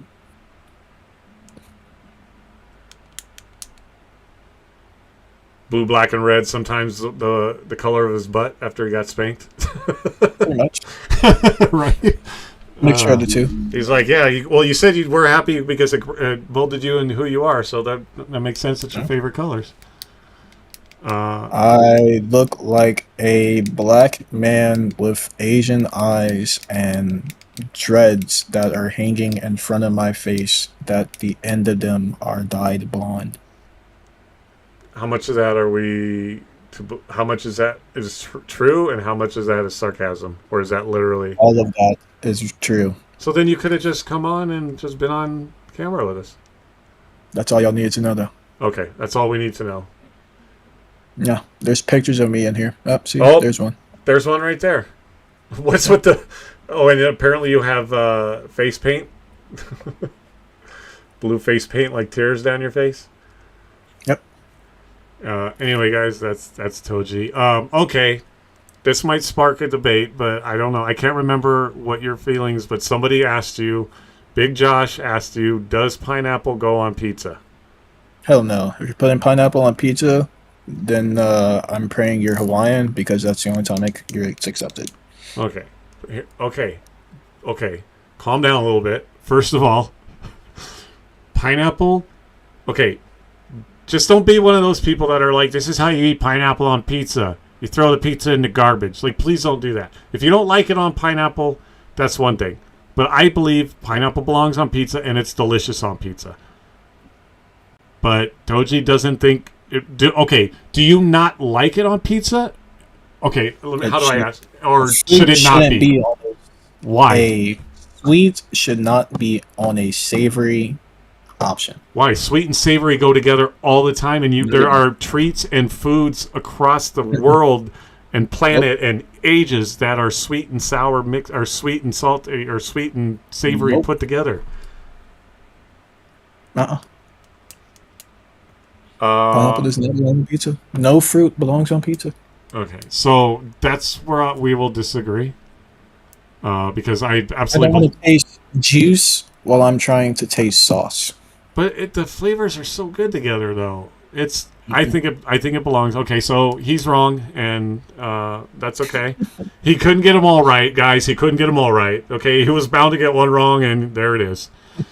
So we'll agree to disagree, but each to his own in that case. But the people that I hate the most are the ones that I don't hate people, but I hate when people are the ones that are, yeah, this is how you eat a pineapple on pizza, and then you throw it in the garbage. Like, first of all, bozo, you're wasting food. So you're stupid. But I disagree with the fact. I think it belongs on there. I think sweet and savory go together with a lot of different things. But, if you don't, then you don't eat it. So, again, Toji got one wrong, and that's okay. He's not perfect. As much as I, gave him all those props, that's a demerit. Guys, I'm never perfect. Yeah, exactly. He's not perfect, and he just showed it. So that's okay. Pineapple and tomatoes, it's not odd. It's not odd. It's very odd. Like I said, Unless you are Hawaiian, it is odd. I'm not Hawaiian, and I love it. Just And like I that's the love issue. baked peanut. And that's the issue. What's the issue? What's the issue here, buddy? The issue is the food. You said fruit doesn't belong on pizza, but tomatoes are a fruit. Yeah. Boom. There you go. Explain that one. Fruit, but it's not on the pizza, it's in it. No, it's on because you put it on the crust. How is it in a pizza? Unless you stuff the crust. It's on the crust, so it is on the pizza. Last I checked, cheese, tomato, and then crust. So technically, the sauce is in the pizza. Have you ever eaten like Chicago deep dish or pizzas that actually they make the dough, they put the cheese on it first, and then the sauce goes on top? Chicago. Sauce goes on top. So you're right. He does like fruit on pizza. Thank you, Dreamy. Thank you. Just like But I've never avocado. had Chicago, so I can't say that. Okay. Whatever. Yep. I'd have to have Chicago style for that to be true. Yeah. Okay. Well, we'll make sure we get you some at some point. J Dash has a question. If it involves pineapple and pizza, get over it, pizza. I mean, get over it, people. See, you already got me fired up. NYC Potato said L. What's your question, J Dash? I mean, Jay. I'm sorry. No, it's not.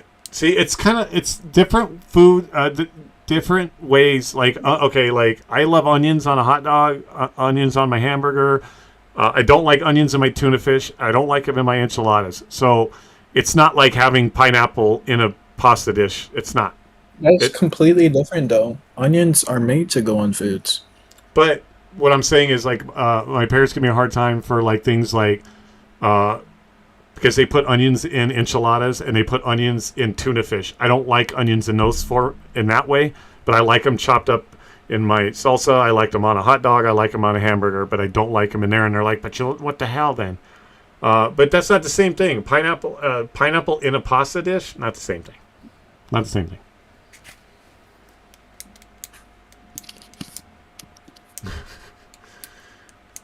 All right. Okay, do we have any other questions that don't involve pineapple on pizza, ladies and gentlemen? Any of them? Jay said, when you said doing events, what do you mean by it for gaming leagues or gaming awards and so on? You might have come in late, but do you want to explain to them? Essentially all of those. The field that I'm going into allows me to literally run any of those events. All of those are considered events, regardless of what it is. If it is some big or small upscaled event, it is something that I can create, run, or manage. So, from the Game Awards to esports tournaments, whether it be like a Valorant tournament or something, it's something I can be the person that creates and run it. Whether it's something like the Game Awards, it's something I can create and run.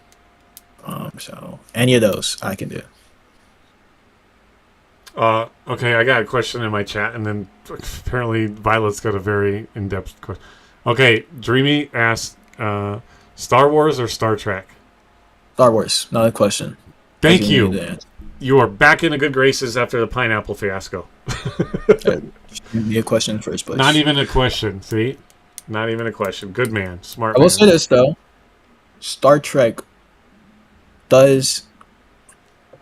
The older shows are much better than a lot of the Star Wars shows that we have. Outside of animated shows, especially the Clone Wars, nothing can top Star Wars: The Clone Wars.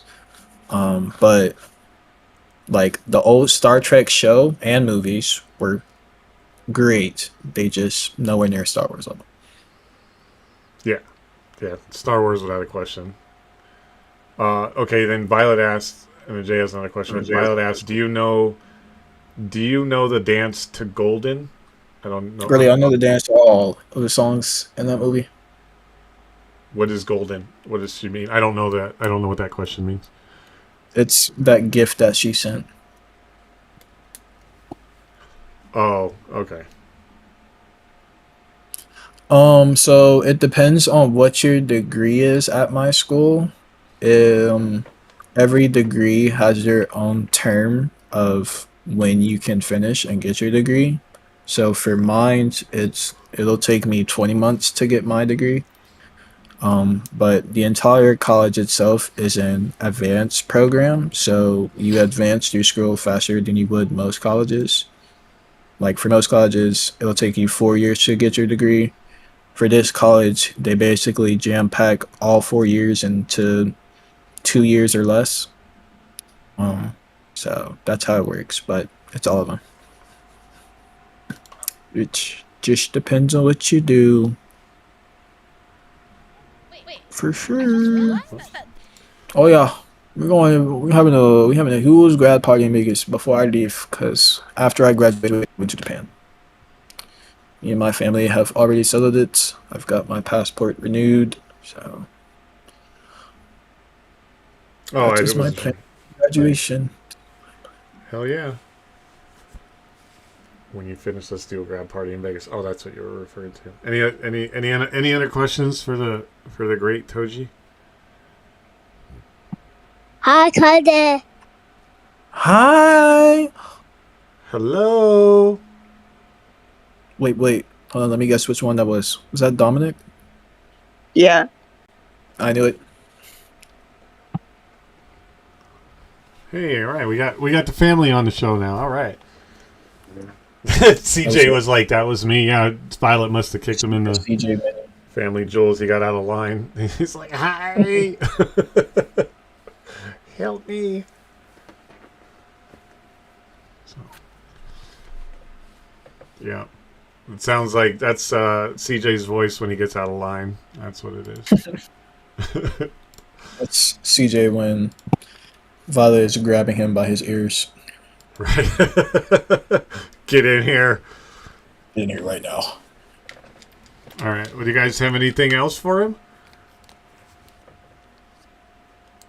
CJ has no voice. Oh, is he sick? Oh, there you go. Do you have any piercings? Real piercings, never gonna get any. But I do plan on getting sleeves. Tattoo sleeves. So do you, that was my next question. Do you have any tattoos at all? Nope, not yet. But you are going to, is that, like a... Yep, and my butt. And my chest. Is that a conservative thing, like, from your family? That's why you haven't gotten them, or an age thing? You just haven't figured out? I just don't want them. I don't like them. Do you know what you want to get? Yep, I have all of my tattoos planned. Can you, what are, like, you don't have to go through all of them. I mean, if you're getting sleeves, everything is going to kind of come together, but, like, what are a few of them that you want to get? Like, a couple things that you're going to get? So for my chest, it's going to be a cross. It's going to be across the vertical part of the cross is going to go down my chest, and then the horizontal part is going to go across my chest, like where my pecs are. She'll probably get on my back, but I'm a Zoe person instead. Zoe's better. On my back, I'm going to get a verse written on. It's a verse that I heavily live by, Bible verse that I heavily live by. And on my arms, one side will be a thorn, basically thorns wrapping down my arm, and there will be 9 roses. 8 of them will be black, and 1 of them will be white. And on my right arm, my left shoulder will have a fairy tale emblem from it's my favorite anime / show. And my right arm is going to have a dragon going down it. Very nice. That sounds awesome. Yep. I have a question for you here in a second, but okay, Violet. I think she's asking this every time in the podcast. Do you wear socks to bed? I wear them to bed, and then they come off while I'm sleeping. Okay. Here's my question. It doesn't have to spark like an hour-long thing. I know we kind of conversated about it before, but after, I don't know if you watched any of the football games. Do you watch football, by the way? That's not my question, but do you watch football? Like, are you an NFL fan? 100%. Yes, right. San Diego Chargers. I mean, I'm sorry. See? LA Chargers. They should go back to San Diego. But I wish. Well, I don't care, honestly. I don't care. It's just I'm so used to them. I grew up with them as San Diego Chargers, but Yeah, that's San Diego. so that's right. You are a Charger fan. So I don't know if you watched any of the games on Thanksgiving. Specifically the Detroit Lions and Green Bay Packers. Did you watch that game by chance? I did not, Okay, then you probably don't know where my question is headed. So, but I do know about the game. Okay. So I probably know about it. so it's not about the game. It is about what broke the internet after the game, which was the insanely awesome halftime show that was better than last year's Super Bowl and about to be better in the next year's Super Bowl and any other Super Bowl like halftime show in a while. Minus when he was on it with 50 Cent and all them. The halftime show with Eminem coming out with Jack White absolutely broke the internet, and you and I had a discussion, and you tried to tell me that you think that basically Eminem has lost his relevance. Are you do you still stand by that? I never said he lost his relevance. What was it that you told me? I said Eminem is dying off. Okay, after that, do you still think that he's dying off after he just broke the internet? And people can still be popular and die off. Okay. Well, then I still disagree. But I think that showed that he's still he's very relevant. He's never going to... Yeah, it's relevant. In our current era, he is still extremely relevant. And he's a draw, and right? He will always be relevant through his memes right. as well. His memes are just never going to die. Especially, my brain can't remember the movie right now. But, like, that meme will forever live on. And a lot of the memes that he has are never going to die. But his music alone, never going to die. But him as an artist himself, his music is dying. Just because of time passing. That's my thing. Yeah, I mean, I don't know. I like we said, we came to like I can kind of see, but I still don't fully agree. But I definitely, it shows like what kind of aura that he still carries. Because I mean, it literally broke the internet, and like they talked about him and Jack White did a 3-song album like right after that. That he's definitely still very relevant. His aura is still I think as strong as ever. I don't think he's fully dying off, maybe to the level that you do. So I was just curious because I saw that, and then after I started seeing it blow up on the internet, I was like, "Holy shit! I gotta ask TOJI this at the podcast." I go up to see, and I know I'm glad you corrected me. I didn't say that necessarily to think he was right, but I remember our talk that we had, and like we agreed to disagree at a certain point, but I think it still shows that this man is my age. He's 52, and he has been around and doing the game for 25 plus years, and broke the internet and is still irrelevant and still has the aura that he has at this stage in his career and in the game. So it was pretty cool, and it was one of the best halftime shows, whether it was Super Bowl or not, in a very long time. He's still kicking. It's like, my thing is, it's like, so I'm going to take Stevie Wonder, for example, right? Right. Stevie Wonder's been around for decades. Yep. But if you see Stevie Wonder pop out at a concert, you're going to get hype. It's going to be all over the internet because it's Stevie Wonder. Right. But Stevie Wonder himself is dying off, and honestly has died off just because of time. But his music is always still going to get played because, I mean, there's like 3,000 classics by him. Everyone's going to more than likely be playing the birthday song that he made. But like, Eminem's time is nowhere near. He's not like... My thing with Eminem is that, and it's not even just Eminem, that's just the artist that I decided to bring up for, I don't remember what our topic was, but that's just who I chose to bring up as an example. Right. Like I'd say the same thing about 50 Cent or about, honestly, Neo, J Cole. No, I can't say J Cole. J Cole is way beyond perfect. Jason Derulo. Like any of those people, like their music is dying off, but them themselves like aren't, just because of the people they are, how much of a brand they've made themselves, how iconic they've made themselves. Like, they're always going to be relevant, but the things that they've done are going to die off or are dying off because of time. Even when, like, Like, because I asked you too, is even though last year he put out Death of Slim Shady and it went #1 on the billboards, that's still, that's what you consider dying out? That's what I think that's what when we started talking about that, because you said, like, Pitbull is, like, iconic for you, and that's cool, but Pitbull isn't, like, in the limelight making albums and doing that kind of stuff like he Pitbull's died was. off. But Eminem is, though, right? He just put out an album last year. That's why what our talk was about is that I still don't think that he's dying off. And maybe I'm misunderstanding what you're saying that he is, but when you get a #1 album just a year ago, is that dying? Is that what you're saying? Or is it just, like, because that shows that people are listening to Eminem, right? Of course. So So here's my thing with that, right? What was the last album that Eminem made before that? That who? What was the last album that Eminem made before that? Like, hold on, I'll just look it up. Oh, it was what was the name of the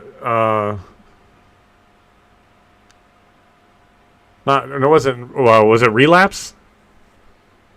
No, there was something after His that. last album came out 2020, That was and that was when Godzilla first came out.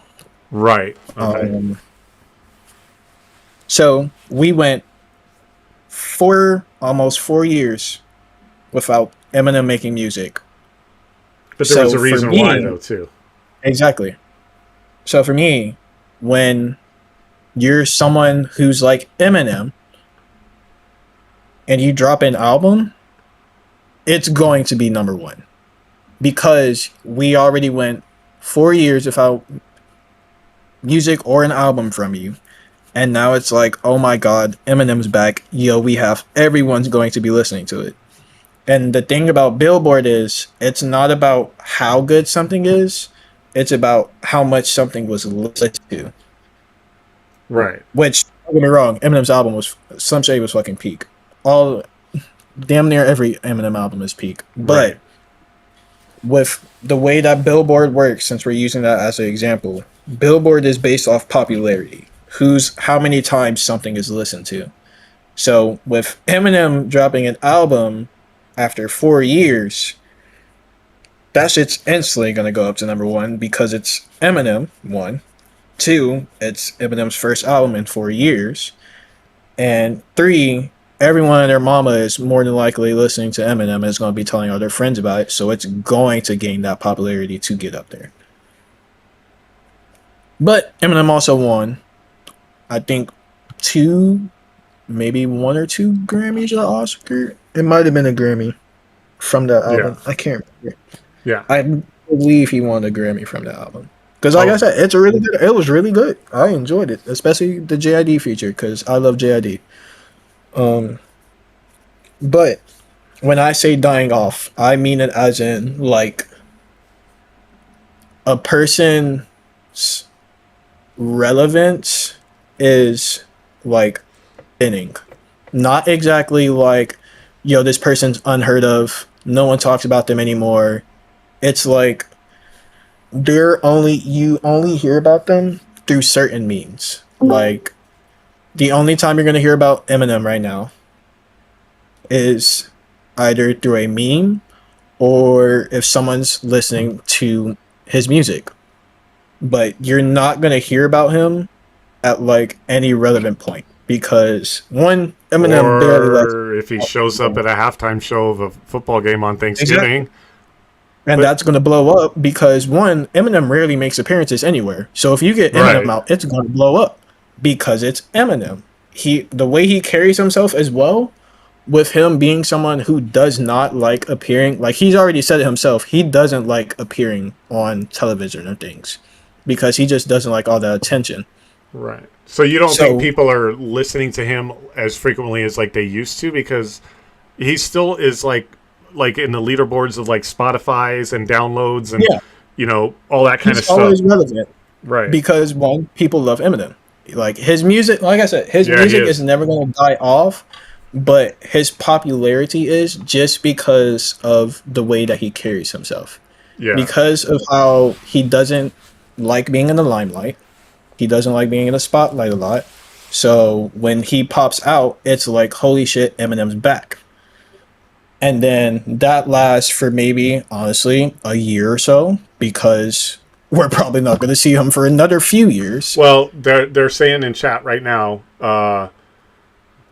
he's in Hitman, Slim Shady. Oh, yeah. Oh, Yeah. I saw that. He's in the Yeah. DLC for the game Yeah, that just for came out. Hitman, right? And but it's only been a year since like Death of Slim Shady. So like, is he supposed to put an album out like every 6 months? Like, you're saying that like now you're not going to hear from him again. Well, God, he's riding the tails of a Billboard chart topping album. He's going to do that tour. So, He's making appearances. He's on the game. He's in the game.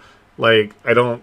You know what I'm saying? Why I? I keep a lot. I'm a really big music head. So, Yeah. like, No, I know you are. like I was talking about earlier with Spotify Rap. Like, I am always listening to music. I'm always keeping up with how artists handle their music and things. And usually, an artist drops an album at least once a year. Some people do Okay. it twice. Some people do it 3 times based off what music they've already compiled up.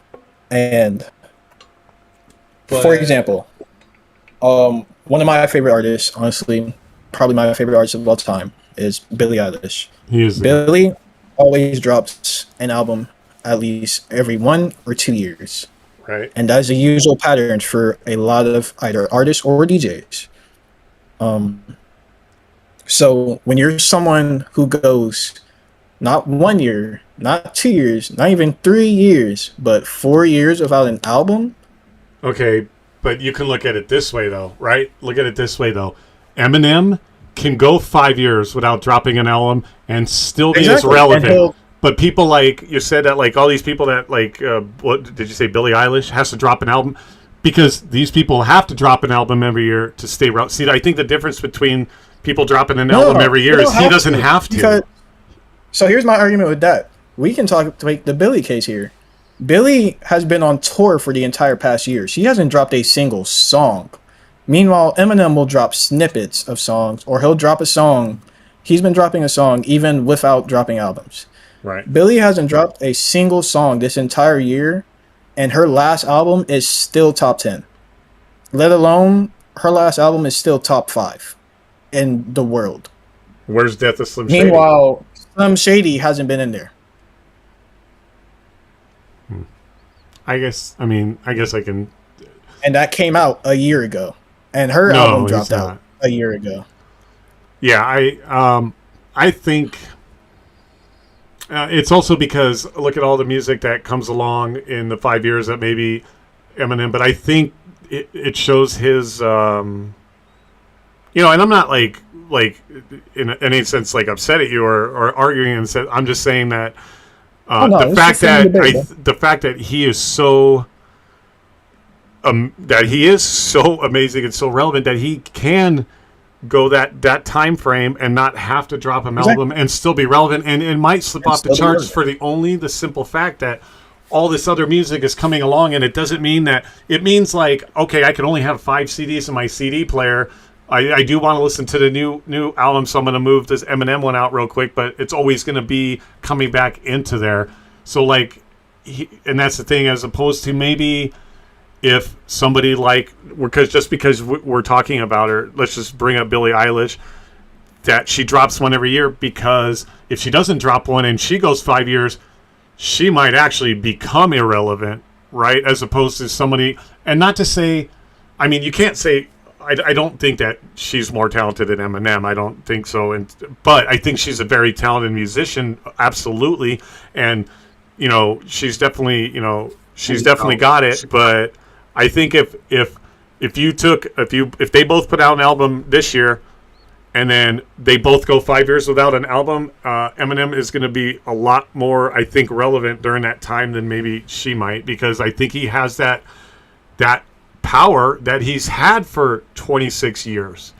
Maybe as she goes on. So I don't think And so what I mean is that so when he gets not on the top, like he's not on the top 10 Billboard charts anymore, like let's say right now, not because he's not because he's dying off. It's just because there's so much music and so many good music that comes out that even he's probably like, yeah, like fucking check all these people out. Like I'm still here, and he does know that when he pops up at the Detroit Lions game and he pops up in the game or he drops a single with Jack White, that it is going to break the internet because that relevance will always be sitting there. It's not like something he has to regain over by say not putting an album. So do you know what I'm saying? That's totally fair. I understand that. But one, I wouldn't say that an artist has to do anything. It's less about has to and one more about their time.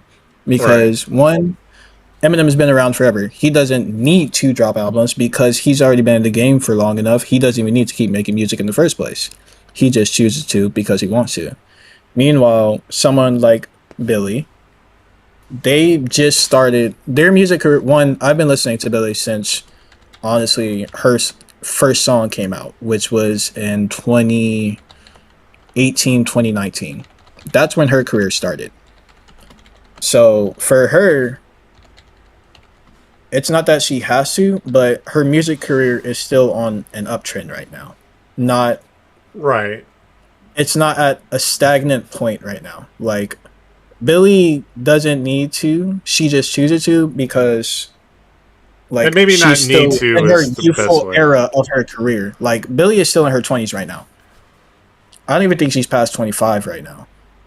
Like, and maybe not. So Maybe need to isn't the best way to say it. I think maybe it's a smart move to do it because of, like, you know how people are these days, how quickly they are to jump onto the next thing, that it helps her case, as opposed to, like, Eminem could be like, man, I've been doing this thing for fucking 30 years. So what if people don't listen to my album for a year or two? I'll be back. It'll be fine. Whereas for her, maybe it's smart because you're right. She's on the upswing. So keep that going so that maybe when she gets to the level that, like, maybe she can do that same thing.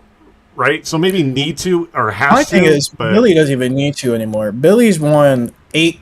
Billy is so good. Like, this is my thing with her. Billy doesn't need to do anything else music wise. She has won 7 Grammys. She won 6 Grammys in 1 year. She's won 2 more Grammys within the past 2 years. So her music career, if she wanted to, she could have ended it by now. Because any artist that makes music, their goal is to win a Grammy, period. It's either to win a Grammy or to win, what is the other award? I can't think of it right now. Either way, to win one of the awards that you get offered because your music is that damn good. And if you're winning multiple Grammys in 1 year, that says enough about who you are in the first yeah. place. Yeah, Oscar. Which I would like to point out, And Eminem did win an Eminem Oscar. has won shit ton. And he won an Oscar But- for 8 Mile. Exactly. If you have already won an Oscar or a Grammy, there is nothing else you truthfully need to do for your career. Because you're at the point where you've already reached the pinnacle. You've Right. gotten to where anyone in their lives dream of getting.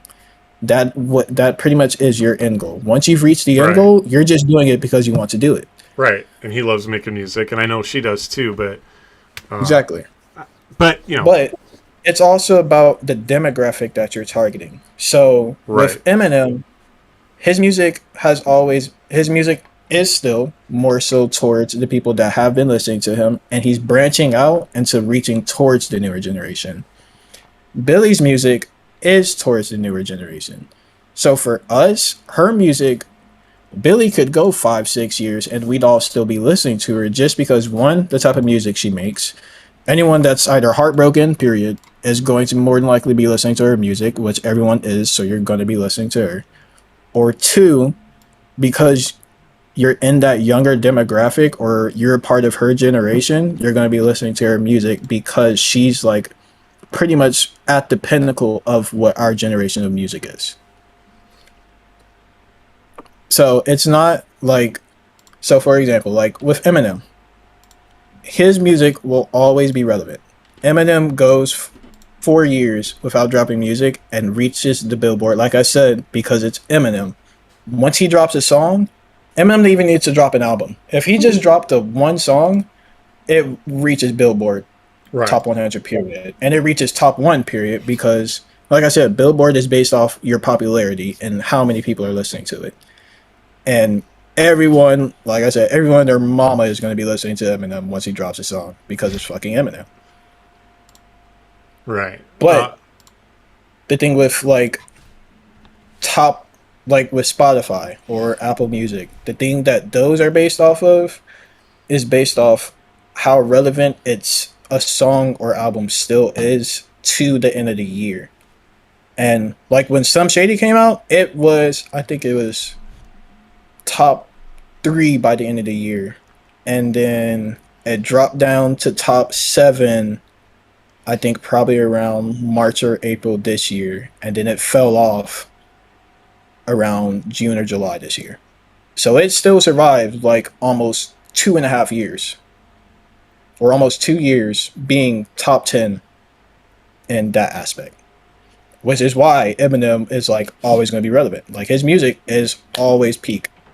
I don't think I've ever listened to a single song that Eminem has dropped that has not been like fire. Right. But I mean, the guy's a genius. Like exactly. But because of his age and because of the time period that he's in and because of how time flows, he's dying off, not necessarily because his music is bad, not because his music isn't popular, but because there's such an influx of music and a change of where people find their music or what genres of music people like more. Like, I'm an old head. I hate new rap music. I'm like my generation. It's garbage. Or it is. Like, I hate stutter rap. Like, if I can't understand what you're saying, I don't want to listen to it. Yeah, mumble so the rap, main music, rap, like rappers I listen to, my favorite has always been J. Cole, always will be. And then under that, Kendrick, under that is actually Nas. It's J. Cole, Nas, Kendrick, and then JID. Like, those are my top rappers. Always will be. I always love listening to old school rap music more than new school rap music. So, dude, mine are like as someone who would love Eminem in that time period, I'll never want it to die off. But because of what this generation and God forbid what future generations will do, they prefer people like Youngboy and Lil Nas X or Lil Uzi, Drake, all those people. Like that era of rap music is going to constantly rise that high to where the only people that will still be listening to Eminem is going to be us and other people, or the people like us that are introducing it to the future generations. And that is the only way that Eminem's music will still be relevant, aside from him if he decides to drop another album or song. But if, let's say, this was the last time he did, right? Mm-hmm. The only way that his music is still going to be relevant is if people like us who do still consistently listen to him is like introducing it to others. The only way people are going to find out about it is if they go and specifically look for it. Or, again, if you see one of the 1,001 memes of Eminem that there are in the world, you're like, yo, who the fuck is this? What is this movie? Why do I see it everywhere? Who is this artist? And then you go and look up Eminem, and then you go down the rabbit hole of falling in love with Eminem. Yeah. That is personally how I see the only way Eminem's seeing relevance within the upcoming next few years. See, I don't agree that he's dying off, and I think that even some of these kids that are listening to this crap still listen to Eminem, and they just listen to this newer stuff because of their generation. But I guarantee you, like, I still believe that like people, everybody at some point has an Eminem CD, and I think, I might give it to you a little bit, like when he goes, "This is the last song I will ever make." Even then, I still don't think he completely dies off because his music will be a legacy, right? Like, that he'll always be in a CD player. He'll always be on somebody's playlist. He'll always be relevant. Will he be making albums anymore? No, but he'll stop making albums and he'll still be as relevant. Maybe not in the number of list songs that he has on Spotify Top 100 because he's not making any new music, but still to this day, albums and songs of his from his early career 20 years ago, 10 years ago, are still huge numbers, downloads on Spotify's and all the the music services. So I think that even the kids today who are listening, so yes, we agree, this crap that they come out with that is not like rap music or music at all. They have some Eminem on their playlist. They know and respect who Eminem is, but they choose to listen to this other stuff because it's their generational music that they're in. But I don't think he'll ever even die off. And I don't like saying this, but even when he passes away, that like you'll still find Eminem like everywhere. It won't be as prevalent because obviously he won't. At some point, he's going to stop making music, right? And so we're going to go off what he's made up until then. But even, just like the halftime show was proof of it, that I think, yes, he is definitely still as relevant. And it's just there's more in the CD player now than all four of his albums. It's an Eminem album and then a couple other groups. But I don't think that just because there's not 3 Eminem albums in the CD player, it's now one that makes him less relevant or that he's dying off. I just think that each generation is going to have their music and they're always going to have this CD in here, but I think they're always going to have Eminem on their playlist at some point. So, I mean, it's like, it's, two different, it's like your idea of it. And again, you like and respect Eminem, and even the fact that you listen to an Eminem CD makes him relevant. And, I don't think, in the sense that you say he's dying off, I don't think that he is. But it's, and no, those are my reasons why I don't think he is, but everybody's going to have their idea of what is dying off and what isn't, and what's relevant and what is not. But you could probably pull 100 people together and, 90 of those people are going to have Eminem in their playlist or Eminem in their CD player. And I say CD player just in their, Spotify, whatever, you know what I mean? Yeah. So I think a better way to explain what I mean by dying off is in this sense, right? So no, Michael it's Jackson, not about, right? hold on. Jay, I didn't say it increases his relevance. It just shows that he's still as relevant as ever. Because when you're like watching a halftime show and all of a sudden Eminem jumps up on stage, like everybody's like, it breaks the internet because everybody loves Eminem, and it's like, hell yeah, this is a halftime show. It didn't increase it. It just proved that like the relevance isn't faded. That's what I meant. If maybe you were misunderstood, but go ahead. Sorry, I didn't mean to touch you off. I think the better way to like say what I mean by dying off is like talking about Michael Jackson, right? Like Michael Jackson is, as we know, dead. There's no other new songs he can come out with. Right. All music that he's had has already been released, right? Right. But Michael Jackson to this day will always be relevant, right? Right. You will never go a day without hearing or seeing something about him. But his music has died off in a sense to where you only hear it. Like to where you turn on the radio station, or let's say you get in the mood for it, right? You're like, yo, I want to listen to MJ right now. Like, let me go put on some MJ. Or if he randomly pops up in your playlist that you have him added into, and you're like, yo, MJ's on, someone turn this shit up.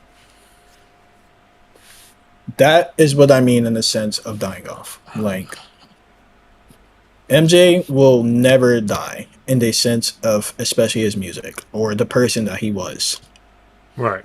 If MJ popped up today after all this time at a random concert, it'd be flooding the news. It would literally break the internet. Well, besides the Because, fact that he's passed away.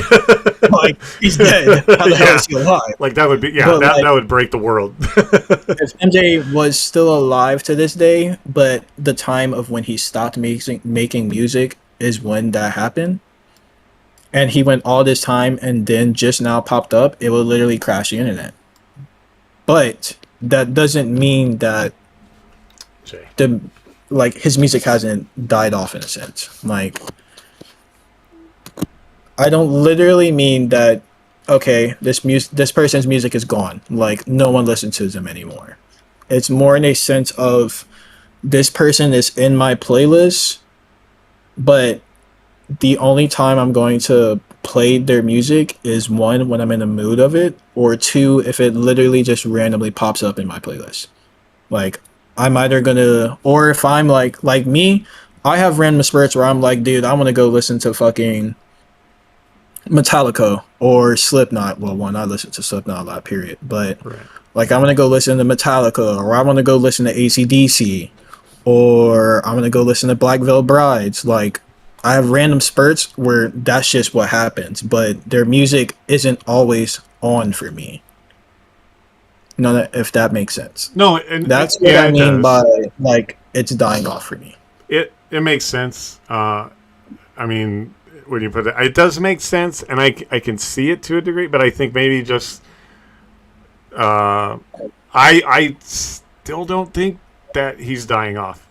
But I can see I understand your explanation of what you see as dying off, and that makes sense. But maybe I don't necessarily. I agree with like what you consider dying off, because just having him in the CD player, I think, means he's not dying off. But I get it. I get what you're saying.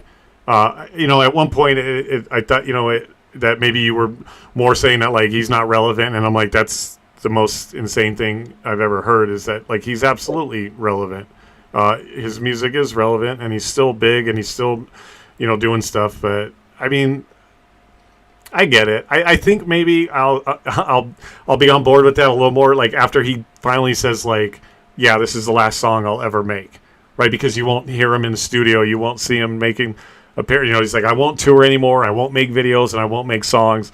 Like, will he be like dying off in that sense, as far as because his music career is done? Yeah, but I don't think he's fully dying off right now. Just because. Yeah, and it is because he's Eminem, but it's because he was so good. But he'll always be mainstream, I think, for a long time to come, even when he stops making music. But I get it. I see what you're talking about, and you're right to a degree that like, yeah, it's not, oh my god, it's like Eminem all the time, every time. I get that. And eventually he will, which it'll be a sad day when he finally says like, this is the last music I'll ever make. Like that's gonna suck, but it's gonna come. I think then I'll probably be more on board with the fact that like, okay, he's Eminem in the mainstream is fading away. I get that. But I mean, he's the GOAT, right? How many musicians are going to be able to carry on like a career that he's had spanning decades?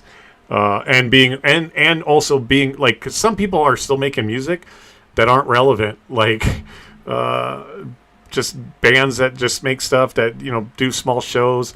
They're not, you don't really hear them unless you're a big fan of I love Def Leppard to this day, but then they do shows, they're going on a tour, but most of the people won't even notice that. Like, are they technically like relevant? Yeah, to me they are. But are they relevant in a huge music scene? No. Will there be a point where that's Eminem? Yeah, and maybe that's the point where it'll be like kind of like he's died off. Like, yeah, Def Leppard has definitely died off, but there'll be times where you might hear a Def Leppard song. For you, I don't even know if you know who Def Leppard is or if you listen to them. Like Journey isn't big, but if you hear Don't Stop Believin', everybody will like perk their ear, and that tune that you hear for Don't Stop Believin', like everybody, it becomes relevant at the time you're hearing the song. So I get that. I don't think Eminem's at that point yet. I think he's still pretty much as mainstream, because I'm going to tell you right now, I would put him in a CD 1,000 times over before I'd put any of some of this new crap that comes out that people think is music or rap. So, I mean, that's just my. And it's cool to be able to, like, you know, not try to text all this in the Discord. Not that it doesn't belong there, but that you can really say like how you feel. But I get what you're saying, so I don't want you to think that I don't understand. But for sake of having a good discussion, I'm still going to say that I don't think he's dying off yet, as far as anything. But I could see like your point of view, absolutely. But Billie Eilish is not better than Eminem. Let's just be clear. Agree to disagree. Okay, that'll be part That's 2. different genres of music. Can't really compare But that. you can't compare the two. But for what she does in her music, is she really great at it? Absolutely. But yeah, they're not That's the like same. if I went to go compare what Metallica has done to Michael Jackson. No, Two different genres of music. Oh, absolutely. No, I agree. I was just being a little bit facetious. But even then, if we're doing that, Billie Eilish has won more awards than Eminem has. So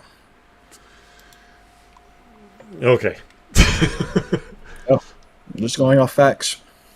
You know, sometimes, votes are, somebody pays somebody to, maybe, I don't know. But it is what it is.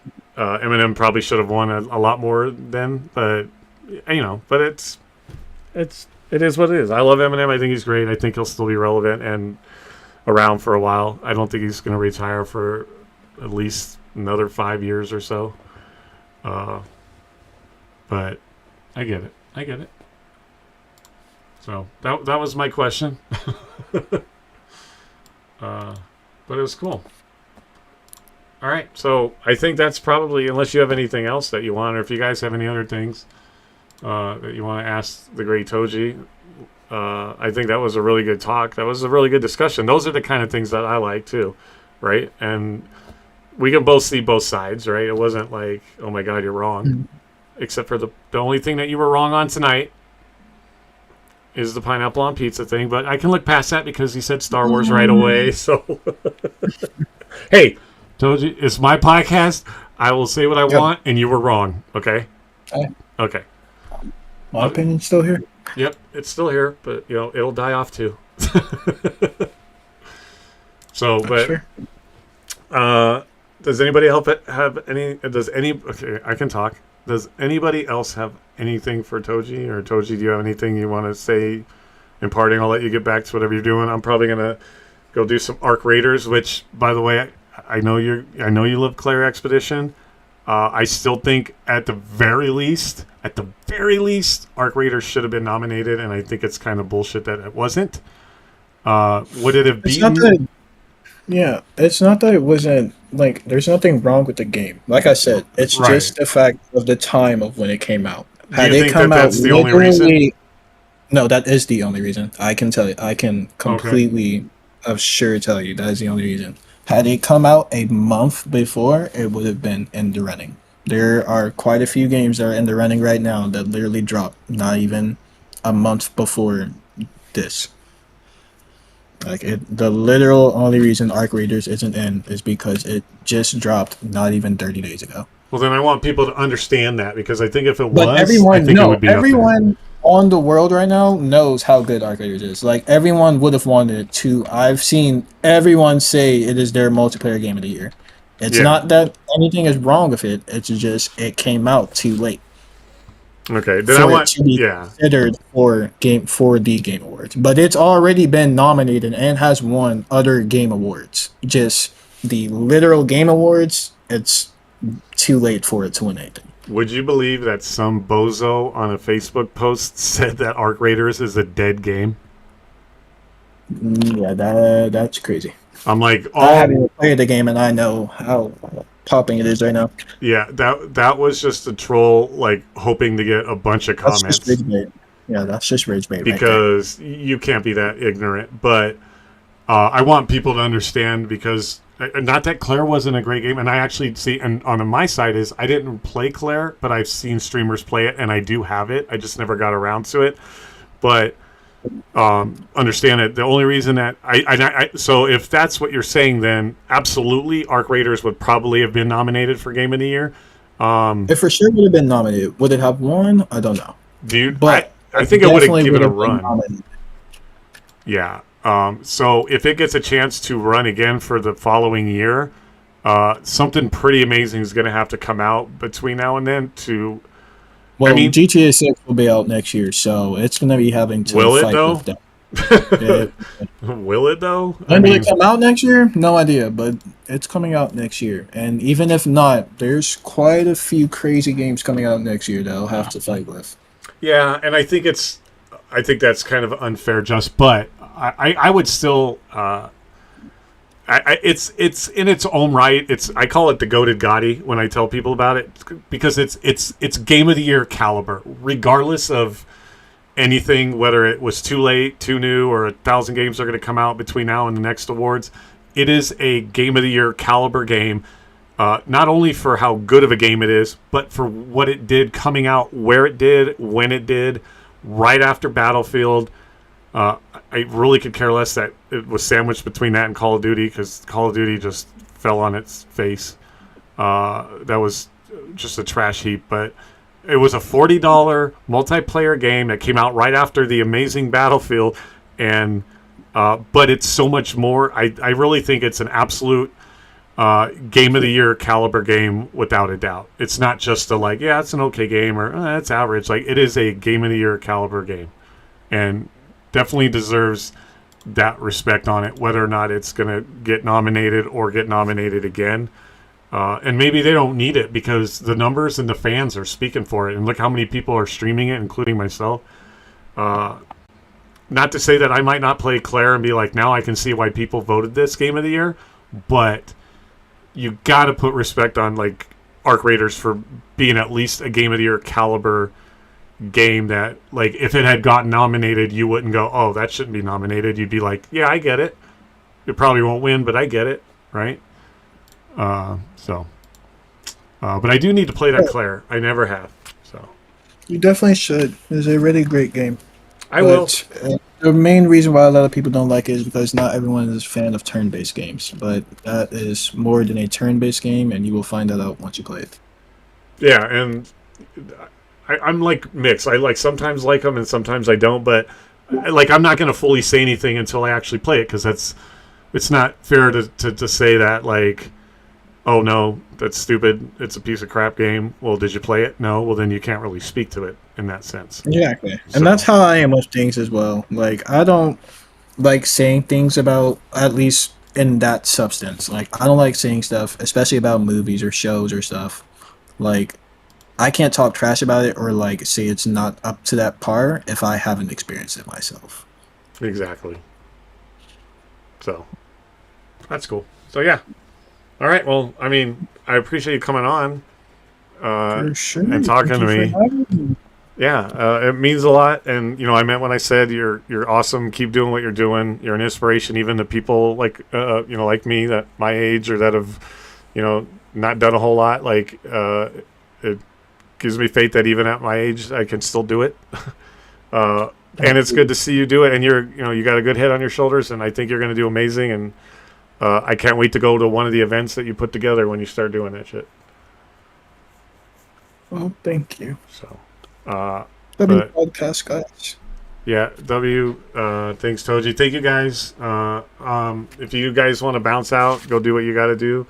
Go for it. I'm going to raid out my channel, and then I'm going to go play some Arc Raiders, in fact. Possibly do a collab stream if the guy that I'm going to do with it. Sorry that it went long, but really good discussion. And like I said, I want my podcast to be somewhere that everybody that wants to come and do the same thing.